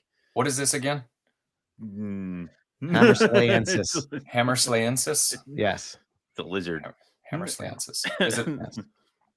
Okay. So again, I like it. From my understanding, the Pilberensis and the Hammer slayensis used to be full species. So they're full species. So they used to be together, and now they're separated to full species status. Okay, so. but is it Odatria? Is it is it dwarf? Okay, cool. Yep, that's cool. Yeah, very cool. I just like that picture. I like the it is cool. It's a really cool. That, like I said, Eric whittled his choices down to 3, and it included mine, yours, and another one. So it was actually I picked 4, Owen. Right, 4. I'm sorry, and then we argued, and then I ended up folding and going with him on one of the ones that I didn't pick. So this was Owen's pick. This was my pick. Yeah. I just love it. It's so funny. I mean, it's just a pissed off Goldie. Let's go full monitor, man. I mean, and I think the thing that we were worried about with this pick, and again, this was Justin took this pick, was that if we blew it up to calendar size, it might not be in focus, whatever. Yeah, but it's just so cool. And I also, I mean, it wouldn't be. It wouldn't be Eric on his monitor kick if I didn't include of course we're gonna the Luke's Kimberly Rock. I mean, come on, man, these are the hands down the best monitor. They're my favorite. I did see recently pictures of your 2 of your 3 little ones, which I assumed one of them was the Great Lord of the Kimberly. Yeah, and he's one on the top. You clearly he looks like he's doing well. So again, these are just cool little lizards. I totally dig them with their long tails. That's good. That's good rock work. Did Luke do that? Yeah, didn't he? That's good. Yeah, that's cool.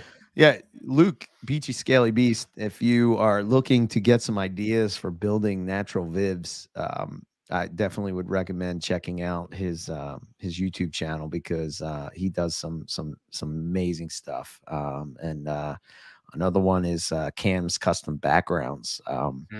We were talking about diamond pythons, and he did this beautiful setup for a diamond python.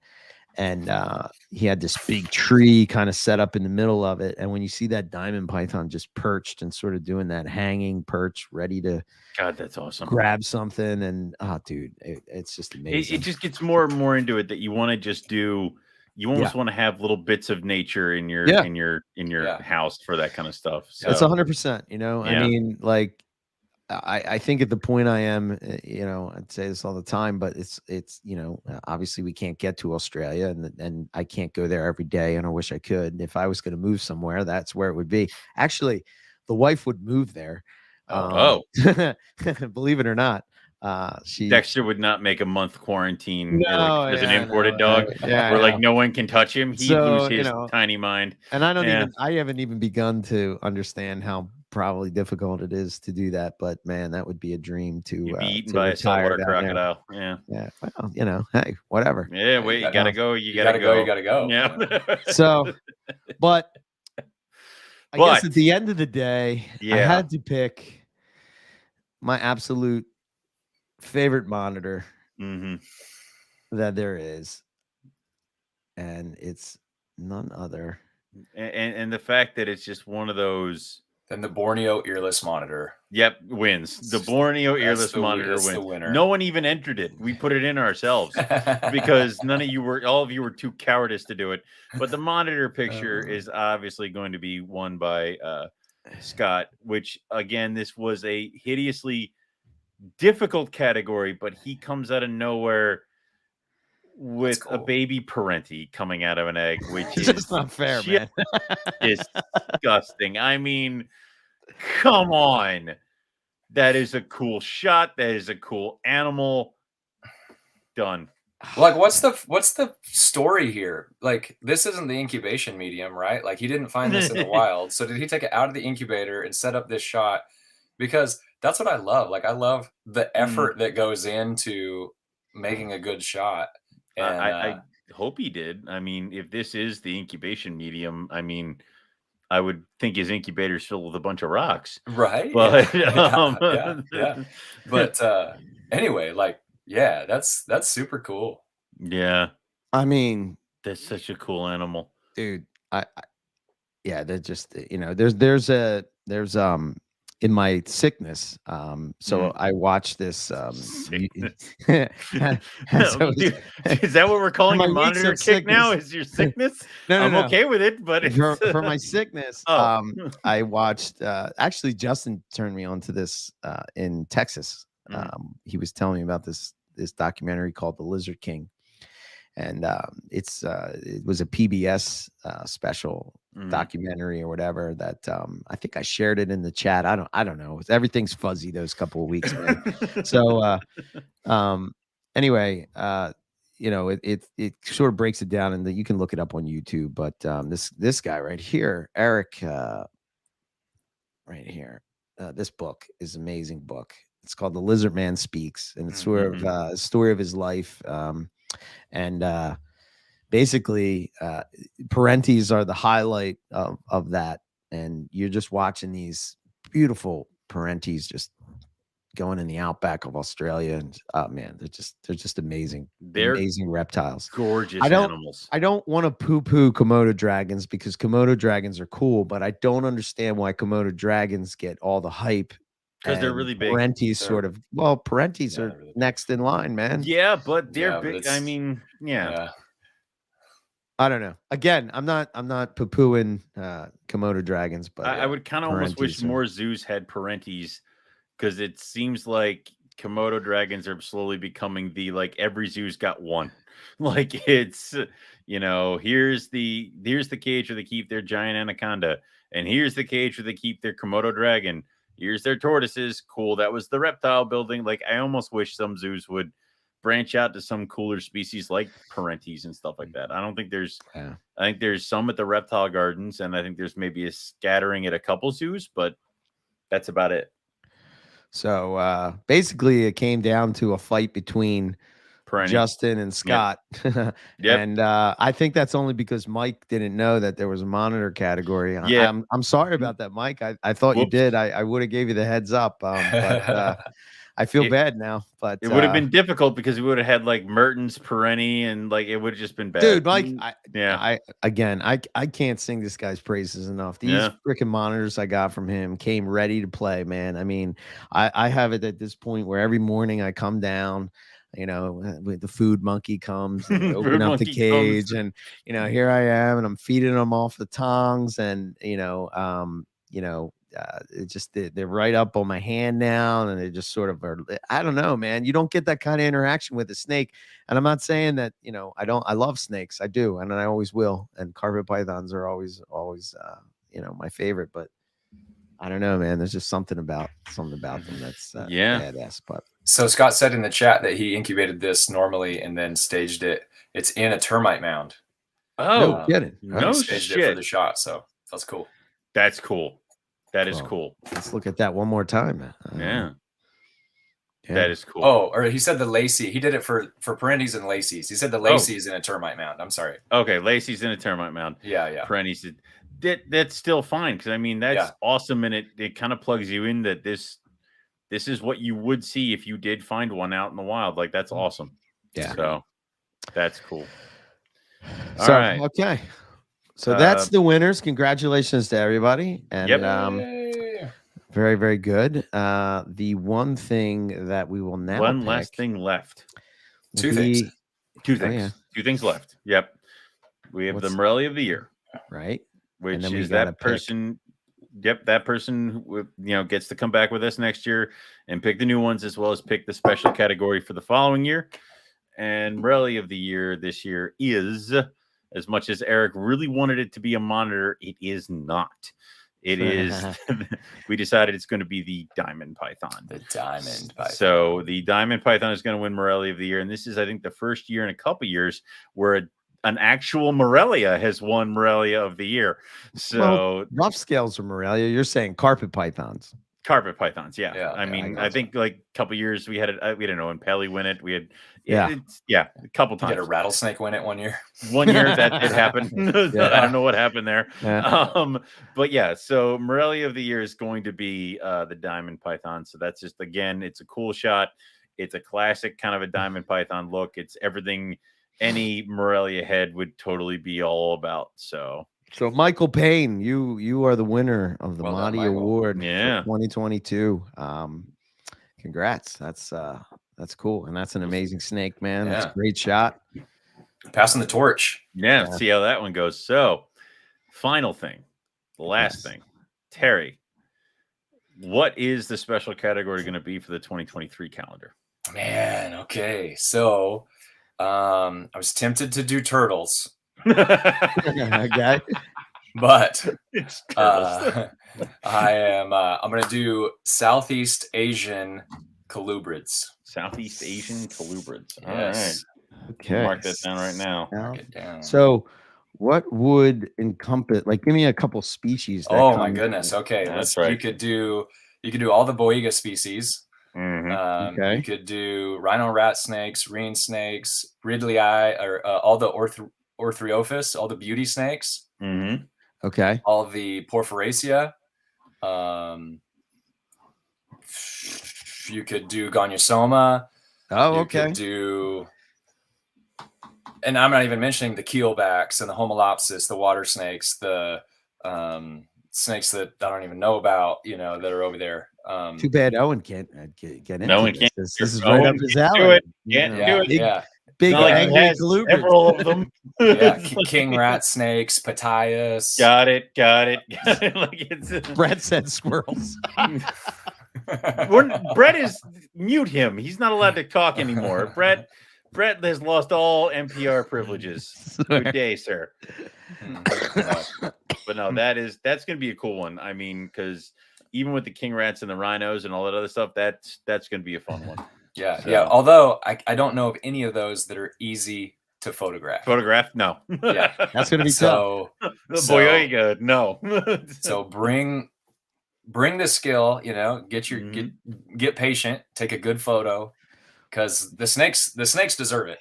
Right. And I think it'll be great. Wait, and I see how you went this. I see how you went here, Terry. I see what you did. He's stacking now the deck you can to win enter again. back into the contest. Well played, my friend. Yeah, Well yeah, played. Gary's like, I don't know what you're talking about. He's like putting the things on his camera. Like, yeah, he's like, I don't know what Yes. you're talking about. I mean, if you want me back, I'll come back. Maybe And, we can do this again. And kind of where it goes. So yeah, we will so that'll be cool. You guys got a whole year.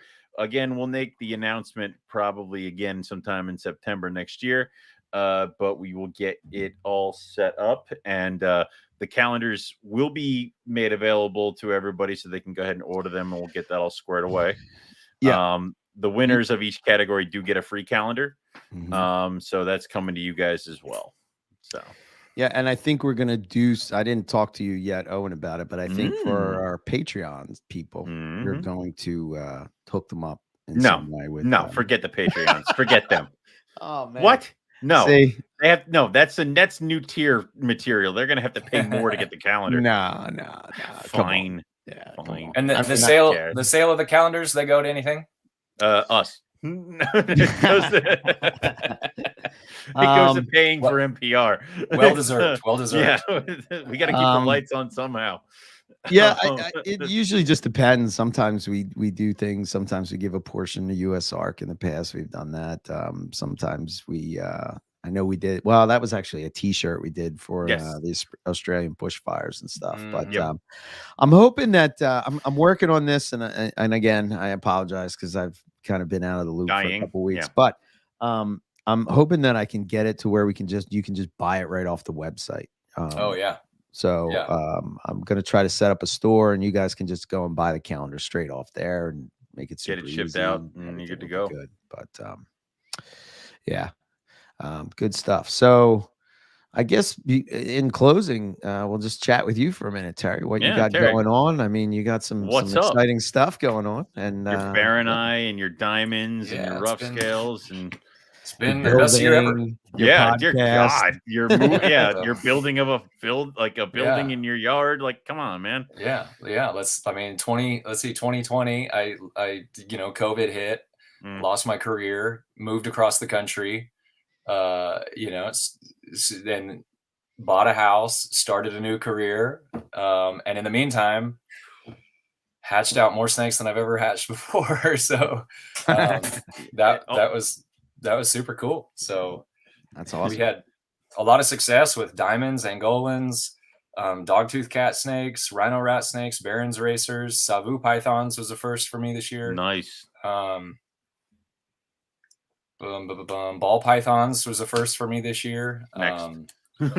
Yeah, like it was. Let me ask that question real quick. As far as like with you breeding all these, more exotic species, if you will, and then diving into something that's more mainstream, do you find it easier, or was it harder, more difficult?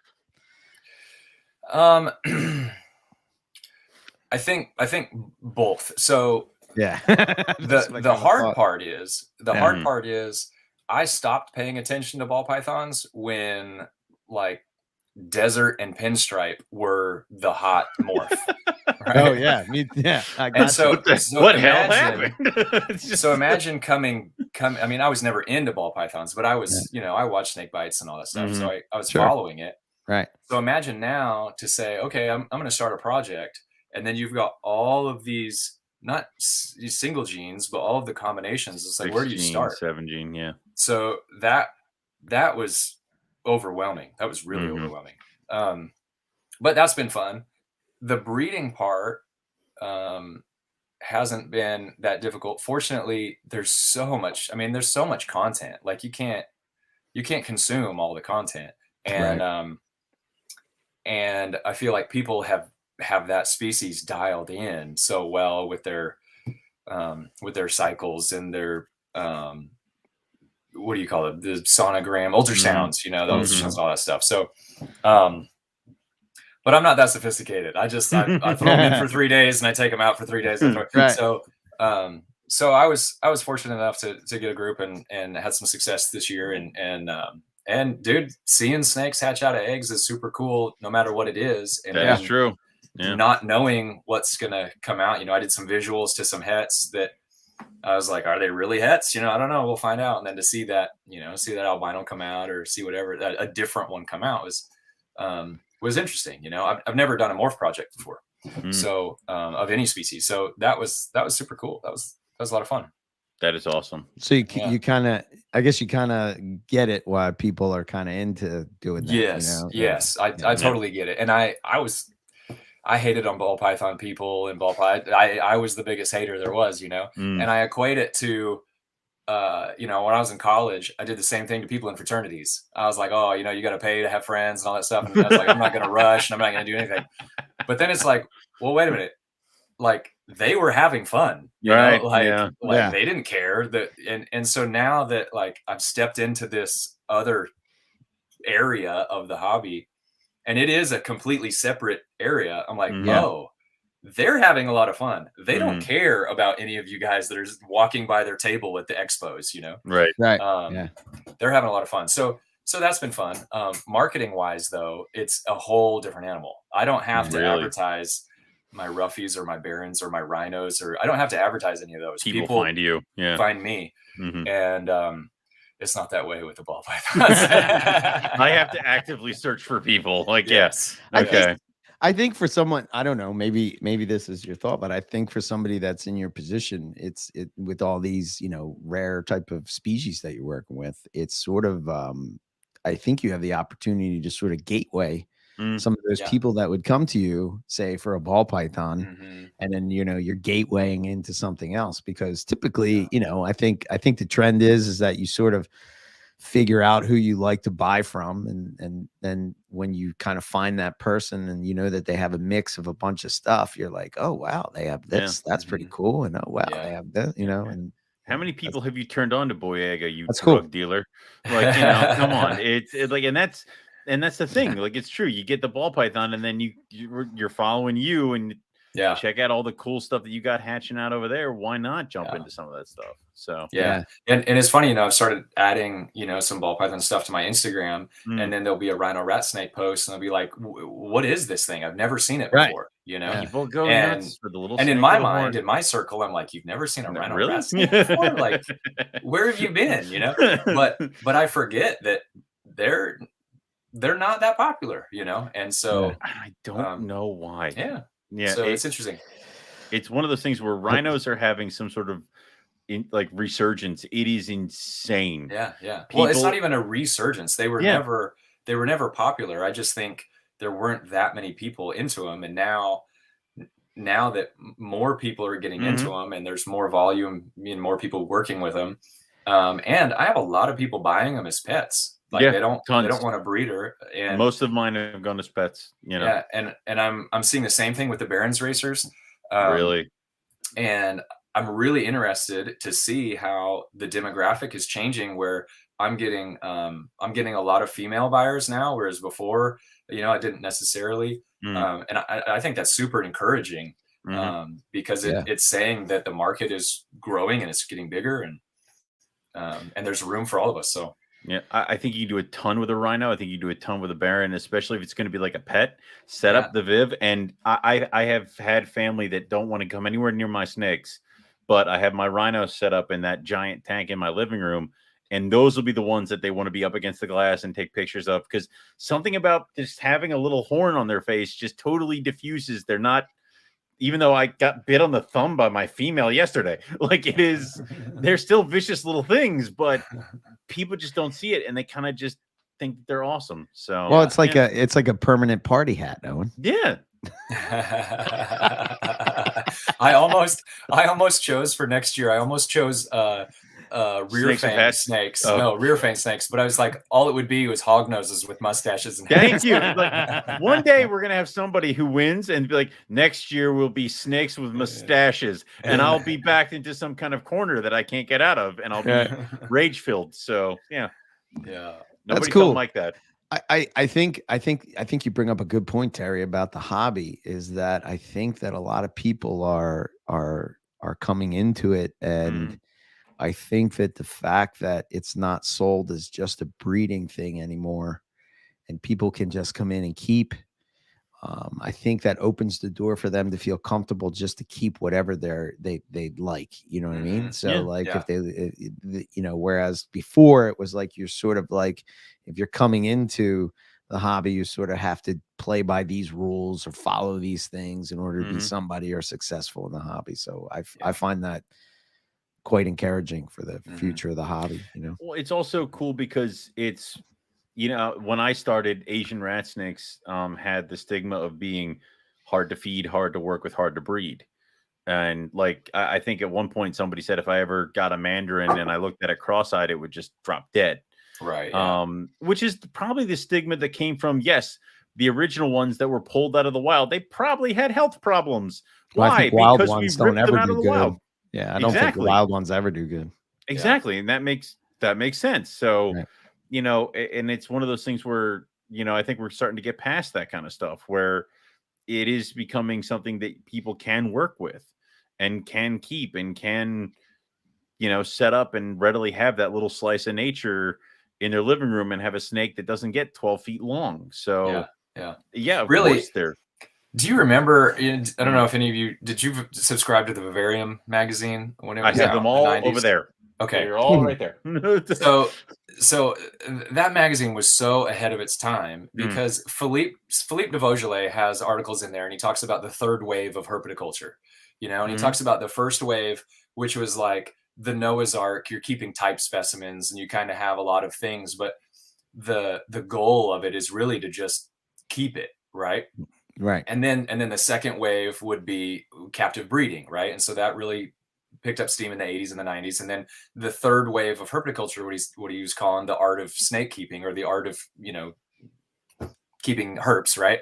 And we say that Europe has taken such bigger steps than we have in this, and that, you know, setting things up in naturalistic enclosures or you know, creating a piece of nature in our living room, right, and treating them more like aquaculturists keep like reef fish, you know, where you know they buy a $20 fish and they put it in a $5,000, you know, aquarium, and and there we're doing the complete opposite of that with some of our monoculture and the breeding side, but we're also because the industry is getting bigger. You know, US Ark put out a newsletter just the other day that said 1 in 20 people in the United States have a pet reptile in their house. You know, like that's crazy. That's huge. That's absolutely huge. And I'm seeing it in real life. I went to Petco the other day to get feeder fish, and the lady behind me was probably in her late 50s, early 60s, and she had a couple live mice and a couple frozen mice. And she just didn't look like the quintessential typical reptile keeper. She didn't look like a reptile keeper. She didn't have a ponytail, wasn't wearing a black shirt, you know? Yeah. And I said, "What are you feeding?" And she said, "Oh, my dad is sick. I'm feeding his python. He's had it for 35 years. That's insane. Wow. And I was like, that's so cool. That's awesome. And I said, you know, I'm feeding baby snakes, you know, with these fish. And I said, we couldn't have this conversation 5 years ago, you know? You wouldn't. And I'm running into that more and more where, you know, I just started this new job and I had to ship out some snakes to FedEx. And so I brought them to work with me and in the shipping boxes. Yeah. And he knew what I did. And so he said, is that what I think it is? And I said, yeah. And he just cracks up about it. He said, yeah, I knew a guy in college that kept snakes, you know? And just to the point where I'm seeing more and more people where the reaction isn't, oh, I hate snakes, I kill every one of them that I see. Right. The reaction now is, oh, I know somebody who does that too. Or, oh, that's pretty neat, you know?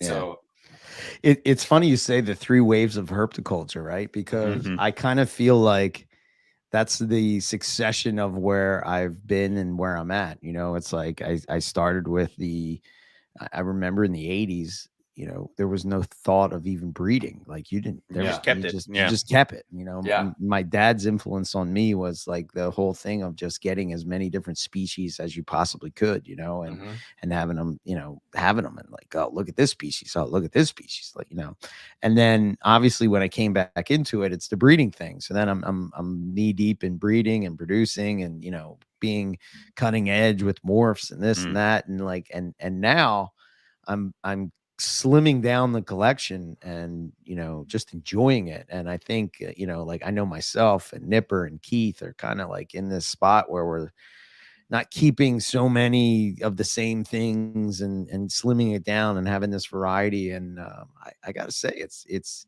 quite enjoyable. refreshing. It's freeing, enjoyable. right? Yeah, it's man. freeing. Yeah. It's really like this idea of keeping 200 snakes, and I'm not poo-pooing it, because without breeders that are doing that, I wouldn't have my it's shit. just for me, it's like I'm trying to be something that I'm not, or maybe I did that, been there, did that type of thing, and I moved on to the next stage, and just enjoying it. And yeah, man, it's I say this all the time. Rob was telling me to do this for years, and he's already there. He's been doing that for quite a while, and yeah. I don't know. It's a good thing. So it's fun to have a certain like 2.2 of stuff you're interested in, but only have like a couple pairs of stuff, because then everything's different. You still have your 2.2, and then if you want to breed, you can breed, and you're not hatching 200 baby same things every year. So it's fun to have the variety. It's fun to have the cool stuff to work with, and I am slowly getting to that point as well. So more. And it's when your customers are asking, you get that question, like, what's its temperament?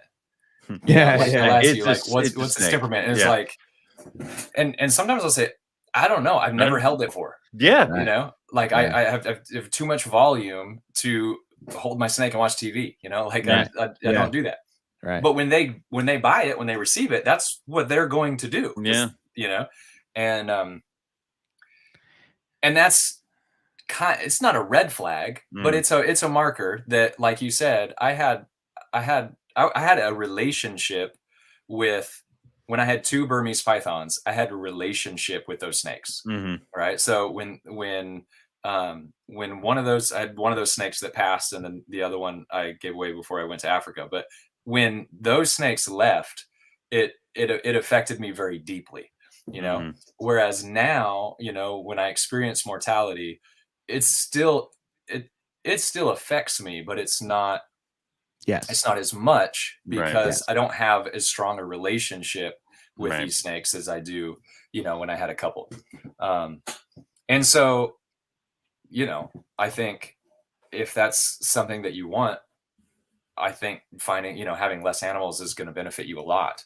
And and I think it takes this, and we see this in a lot of keepers, where they'll ramp up and they'll say, oh, it's too much, I got to whittle down, and they'll whittle it way down, and then they'll ramp up again, and I'm guilty of that. Like, as my life has changed, and as I've moved, and things have just progressed in my life, I've increased the collection and decreased the collection, and increase it and decrease it, and right now I'm kind of increasing it again, and I'm building this building, and I'm hoping that I can increase my efficiency. So even though my numbers increase, I can still maintain the same level or better level of care. Right. Yeah. So I don't know. Yeah. And again, I think it's I think the positive about that is that people are kind of finding the species that they're passionate about, and when you're passionate about that species, it's not necessarily trying to find or follow in somebody else's footsteps. I see a lot of people anymore like trying to blaze their own road, if you will, and I don't know. It's cool. It's cool to see, Find what you like and work with it. If nobody else likes it, who cares? It's all for you anyway. Like, I never understood the herper that tailors the collection to what somebody else likes. Well, I think that was always just that breeder mindset, right? Yeah. I mean, like in the 2000s, it was kind of this idea that, like, I mean, I know that everybody paints it in a way of you wanted to get rich, but I think there was a little more to that with some people, with a lot of people, right? I think that the idea of being able to work with the thing that you love and that's your job was very attractive. I like that. What I mean, and like to be able to like support your family and live a comfortable life and walk out to your snake room as your job is kind of like it's very it's very seductive, and I think a lot of people kind of are excellent keepers, but when it comes to the business part of it, it's kind of like, you know what I mean? Like they're not so business savvy, and I think that's where sometimes they fall on their face. And it's this whole idea that you're going to buy yourself into business, rather grow into business, and sort of start with a smaller group of animals and then add on top of it once you feel comfortable with what you had, and then add on top of that, and slowly over time you build up customer base and all these things, to your point, Terry, where people are coming to you without even have to advertise. I mean, isn't that the that's nice. And if you're known as the person with that species, people are going to come to you for people it. are going to you're the person, you know what I mean? So and customer service, I feel like is so easy in the reptile hobby, right? Like just don't screw anybody. And then you're good. You know what I mean? Like, and you're better than 50% of them, and then just treat people how you want to be treated, and if you make a mistake, fix it. Exactly. Something goes wrong, fix it. Yeah. I mean, I haven't met anybody yet, at least the people that I interact with, that like if you make a mistake and you sort of say that you made a mistake and you own that mistake, that people would rather you do that than sort of give them this runaround. And I think what happens a lot of times is people are afraid, my reputation's going to be ruined or whatever this would be, and they get into this thing where they think they can, I guess, lie their way out of it, or sort of, try to be sneaky about it, or hope that they don't find out. And then they always do. And that's when you get into trouble. And, but it's so much easier just to be like, because what are they going to say? I had a bad problem. Yeah. And he gave you your money back. Yeah, he did. All right. Well, it's like, okay, what's the issue here? And that's where it just comes down to it. So it's like you said, just shit happens. These are animals. I mean, bad things happen. Stuff happens all the time.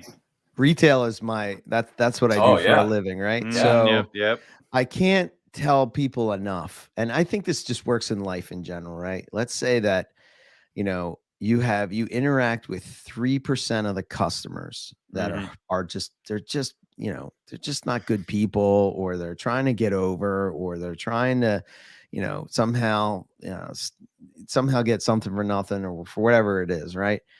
But we're judging the 97% based off our experience with the 3%. I said, let the 3% get over, but the 97% are going to stick with you because you treat them and you take care of them. And I mean, it's that model has worked for me for the past 20 years, and make me very successful in doing what I do. So do you ever have a customer that they just contact you about a snake that you have for sale, and it's just like, they don't ask you about it. They just say, I want this snake. What's your PayPal address? This is my zip, my phone number. They give you everything that you need, and then you tell them how much it is, and boom, there's the money. And it's like, when I get those, I almost want to give them a discount. Oh, thank God, there's no problems here. Like, you didn't ask me for photos. You didn't ask me, 27 questions about it. You didn't ask me to take pictures of, the grandparents, Right. Not that there's not necessarily anything wrong with doing that. I mean, part of that is doing your research, right? But like when you want pictures of every single baby snake and they're all going to go through a color change, like, it's not what it's going to look like. And, it's just it's so much better with olive pythons. It's like, which one do you want? They all look the goddamn same. Just tell me you want, like, how many. So, But anyway, those customers, like the 3% that you're talking about, and I'm fortunate that I really can't say that I've had, I don't think I can say I've had bad problems as a seller ever. I've had issues that I've had to overcome, but it's not been much, and nobody's given me a hard time about it. It's me as a buyer. That's when I've run into most issues, but anyway, it's just part of it. I don't know. I used to say, I said this to Owen a couple of times. I said, man, I wish that I would get a customer that was like me as a customer, because to your point, right? Yep. I'm not going and talking to somebody about a snake unless I have the money. Yeah.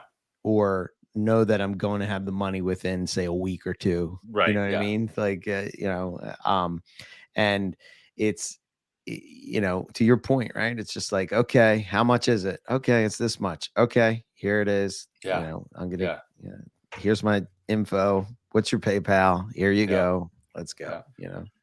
What's so funny is, so when I was researching Barron's Racers, I'd reached out to John Michaels with Black Pearl, and I wasn't planning on getting any that year. I just wanted to get ahead, to see who was going to have them next year. And he had some that had hatched late, and he says, actually, I've got 3 right now. You can have them for, such and such amount of money. And I was like, oh man, like I really I wasn't prepared for that. I didn't expect you to have any, Yeah. And I'm like, but I mean, I am planning on buying them then. So, and I had the money. I was like, why not? Okay, I got to put my money where my mouth. Yeah, okay, yeah, I'll take them. Here you go. Right. Yeah. And it's turned out fantastic. So producing bears this year was super, super cool. That's awesome. That's awesome. Very cool. I guess because we're at the 2 hour. Yeah, we're at that 2 hour mark. It's also 11 o'clock. Eric will soon turn into a pumpkin. Yeah, but I just wanted to make sure that we threw out the podcast that you're on. Yeah. I mean, I appreciate that. So I didn't know you were going to be competition. It's a shame we have to destroy you. Yeah, like I didn't. Yeah, you've been very nice. I feel bad about this. Yeah. So. Well, our bar is to put out more episodes more frequently than GTP Keeper Radio. So I don't know how. That's pretty easy. That's pretty easy. Yeah, just do it once every. If you can do at least 3 episodes a year, you're ahead of the game. Yeah. So yeah, that's cool. Ow. Yeah, it's so funny. So the podcast that you're talking about is the Serpent Stream.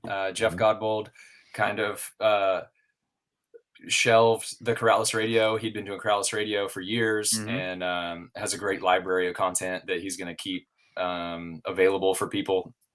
And he said he wanted to branch out, and he reached out to me, and so we created the Serpent Stream. And so we've got a couple episodes out there, and we're trying to, just trying to put our own spin on it. And cool. I'm learning that how much work it is to produce content, and it just makes, like, you guys had my respect before, but you have a lot more of it now. Eric does most of the heavy lifting. I just show up and ruin things. But yes, he does a lot of work. Yeah. Well, I thought that was implied, Owen, that I was talking. Oh, okay. I'm sorry. Yes. Continue. Hence the name Podfather is given to me and not you. Listen, I go away. There were no shows. Clearly, I am the power behind the throne. We'll talk about this later. Right. So anyway, we interrupted you. Go ahead. Yes, I did. Sorry. Yeah. Anyway, that's just about it. We have a lot of shows in the pipeline. I just have to edit them and get them out. And right now, I just started a new job as a loan officer, and I'm working on this building, which is the new reptile building. So, and it's just getting colder and colder. So I'd really like to get that building done so that I can move the snakes out of my garage into that building. So, yeah. Very cool. But yeah, it's been fun. Has that been from the ground up, the design you designed? Yes. Yeah. So how's that been? It's been a lot of fun in terms of the mental exercise of building something and designing something with my own hands. And I looked at doing like a tough shed design or getting something, pre-built, but it just, for the cost that it was going to be to deliver it, and they were just going to deliver it, and I'd still have to run power and water and insulation, and I'd still have to do all of that. And it was just a lot of money. And so you can haul a 12-foot wide shed, but when you go to 14 feet, you have to get more permits. So it's a lot more. Well, I wanted it 14 feet wide. Right. And I was initially looking at 14 by 28. And what we ended up doing, I ended up doing 14 by 36. And I decided I was going to do 3 different rooms. So I've got a hot room and then a cold room, and then I'll do another small room. So the hot room is going to be 14 by 18. And then the cold room will be 14 by 10. So that's diamonds and rhinos, Sanzinia probably. And then the last room is going to be smaller. It's 14 by 8. and that'll be my quarantine / rodent room. So I don't raise rodents right now, but I've been talking to Austin about it and a couple other people, and thinking about starting a small colony of, ASFs or something like that, just to have on hand. So you can just, with one rack, you can feed a pretty nice sized collection from what we've seen that friends of ours that do breeding of rodents. So, I mean, why not give it a shot? So, but I'm really looking forward to that. I've never had the ability to, do separate rooms like that, like I want, and do it all right. And a couple weeks ago, my wife said, how much would you charge if somebody wanted you to build this for them, after you're done? And I said, man, I don't know. I'd have to think about that and the time involved and stuff like that. And then about a week ago, for my upteenth time to Home Depot and stuff, I was coming back and I said, you couldn't pay me enough to build another one of these. no amount of money. So it's been a really good project. I'm enjoying it. I'm really going to enjoy it when it's done. In terms of, a sense of pride and doing what I want and making it what I want. But I've decided that I like working with my hands with smaller projects. So building cages, I think that's my wheelhouse, something smaller like that. Building buildings, I don't think that's necessarily my wheelhouse. Right. So you guys can't move out of South Carolina, or if you do, you're going to hire somebody to build the next one. I mean, well, I did make it portable. So nice. Theoretically, good job. Because you just have to have it towed. Because so Eric, I think you've gone through this, right? Where you're trying to buy a house and sell a house, but how do you sell a house with a room full of snakes in it? Right? Like, I don't know how you did it, but we sold our house in Texas. We'd already moved to South Carolina before, so there, the house was vacant. Right. But when we were moving out of our rental house here into a house, it was okay, but where are we going to put the snakes? And okay, and for anybody buying a house in 2021, it is a terrible time to buy a house. I mean, it is just, the market was just crazy, and it was difficult. And so all that to say, there weren't a lot of options out there, and so I was compromising. It's like, well, maybe we could build us something, or maybe I don't know, maybe we'll put them in the garage and we won't have a garage or something like that. And and then it just came down to, if I had something that was portable, one, it would be what I wanted. And then if we ever move out of this house, which if you look at my track record, I happen to do that from time to time. keeps happening. Yeah. There's no plans to move out of this house, so hopefully, knock on wood. But if and when that happens, we can one, there's no stress looking for a place that has to accommodate the snakes, because it's already done, right? There's no resetting up the snake room. Like, you just move it with you. Now, whether we do that or whether we leave it here and we build I don't know, but it was just an option, and I thought, I want to build it for that option. I like that. So I built it on skids that it could be moved. It'll probably cost a pretty penny to move it, but it is a possibility. And I'm breeding ball pythons now, so I'll probably be able to afford it. I mean, of course. I mean, at this point, you can be like, move it and build another one at the same time. Like, we're learning all his secrets here tonight. Apparently, that's what I have to do. Yeah. So, that's awesome, man. That's great, really dude. cool. I can't wait to see it finished. I mean, that I've been kind of tracking your progress. It looks awesome. I would have quit halfway. Like, you were already way past the point where I would have been like, I would have measured and be like, I could do it myself, take that first trip to Home Depot and be like, nope. Like, I'm going to hire somebody. My parents came out to help me kind of break ground, and they're both in their 70s, and and it rained the entire first week they were here, and they were out there working in the rain, hauling cinder blocks and, being on their knees all day long, and they outworked me every single day. Wow. Okay. Yeah. They were a huge help, and they got me to a good spot where I could take it from there. So that's awesome. It's been awesome, man. That's awesome. Yeah. I'd love to have you guys down when it's ready. And, that's not far now. Great. Yeah. There's herping in South Carolina. We could figure something out. No worries. Yeah. It'd be a lot of fun. Cool. All right. Well, why don't you throw your information out there in case people want to hit you up and for check rhinos, out all these barons, awesome snakes you produced this year. Sure. I mean, but at Terry Burwell at Instagram. That's pretty much the only social media that I want anybody to contact me on. And then my store is TV Snakes on Morph Market. And then, keep an eye out for the Serpent Stream whenever episodes come out. So yeah, cool.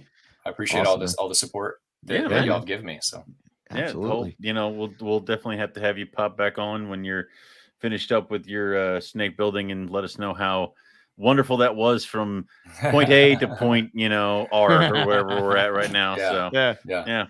So, awesome. All right. Well, appreciate it.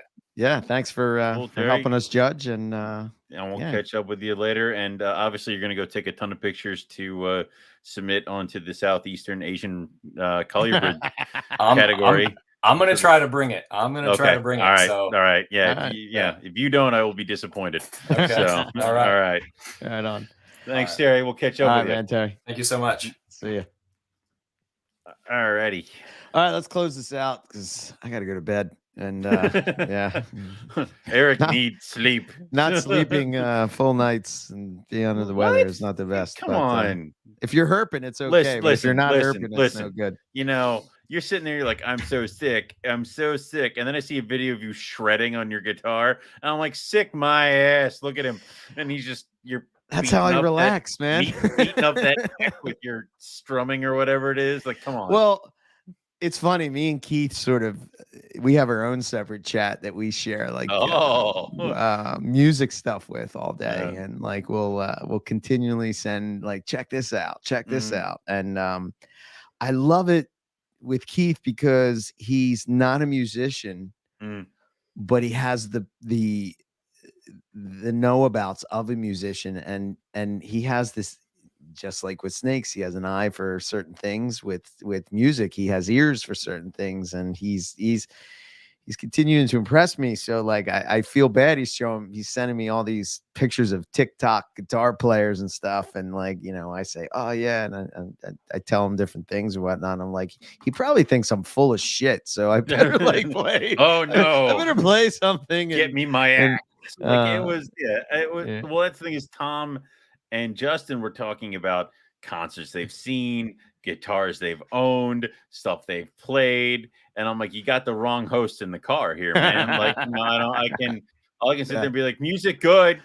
Like, it was, But every once in a while you feel it, and I was just feeling it. So there were a couple of rock outcroppings in mountains that have been like, Eric would look at that and be like, I can just imagine myself at the top of that playing my guitar. I'm like, yeah, but you got to lug your shit all the way up there, dude. Like, it's not going to work. That's what wireless guitar amps are for, But so we're a little bit behind. We haven't posted up for 2 weeks, but next week we're going to be doing the anniversary show. And again, it's a couple weeks behind, but no fear. I guess that technically we're now in the 11th season. Yes, but, we are. This is 10 years of MPR, and if we were a TV show, we'd get syndication at this point. Yeah, I could retire like Seinfeld. Oh my God, yes. I guess I'm Larry David. You're Seinfeld, or you Costanza. I don't know. I don't really. Yeah, if anything, I'm Kramer. I just come in and ruin things and then leave.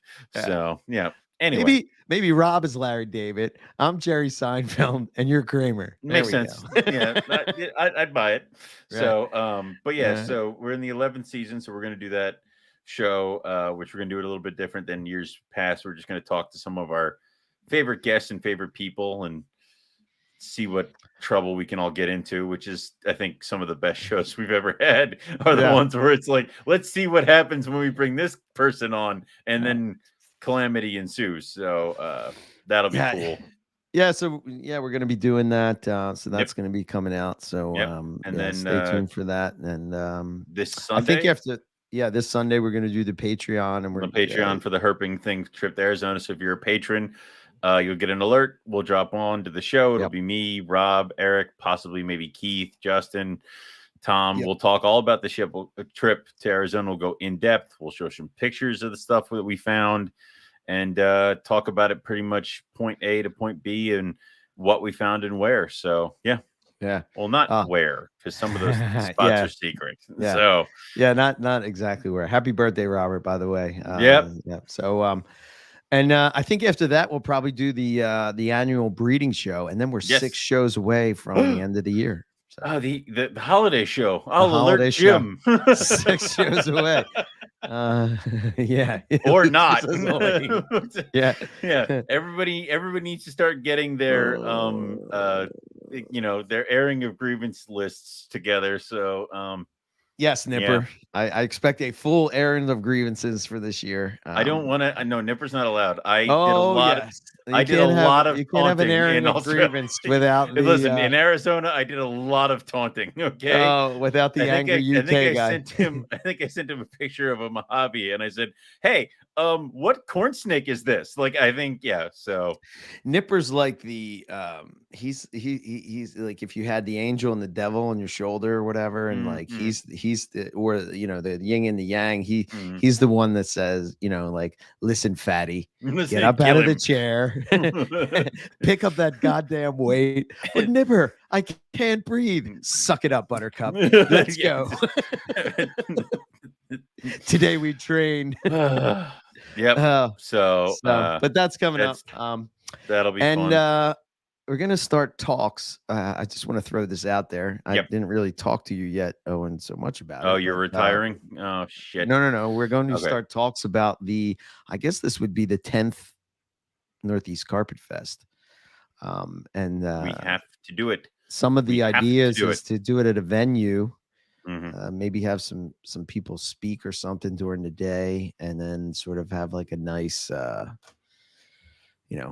get together at night type of thing where we're all hanging out at a nice venue and we don't have to worry about neighbors, somebody wrecking somebody's house. Houses and stuff. Yeah. Because also, I think go ahead, our houses are both far too small for this crap. I mean, I think that at this point the Northeast Carpet Fest 2022 is probably going to be insanity, and as far as the amount of people. And you're correct. My house cannot withstand and mine is smaller. So we're going to be working on that. But I think, I don't know, I'm getting a little inspiration from the iCast type of thing. Not necessarily that, but maybe our own we'll talk it out. We'll see what's up. And we'll definitely have some form of a Northeast Carpet Fest. Yes. And we'll just try to figure it out from there. And, we'll go through some iterations. If you're listening to the podcast and you have some ideas and you want to throw them out there, just send us an email at info@moreli@pythonradio.com. Yeah. We'll take anything into consideration. Maybe it'll work.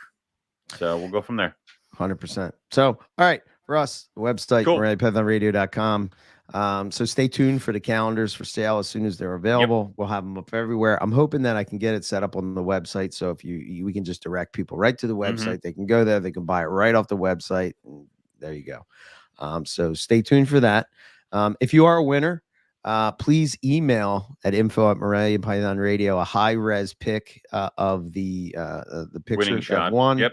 And also include your shipping address so I can start to get that together, so I can send you out when they're ready to go. And your info. Please put your name.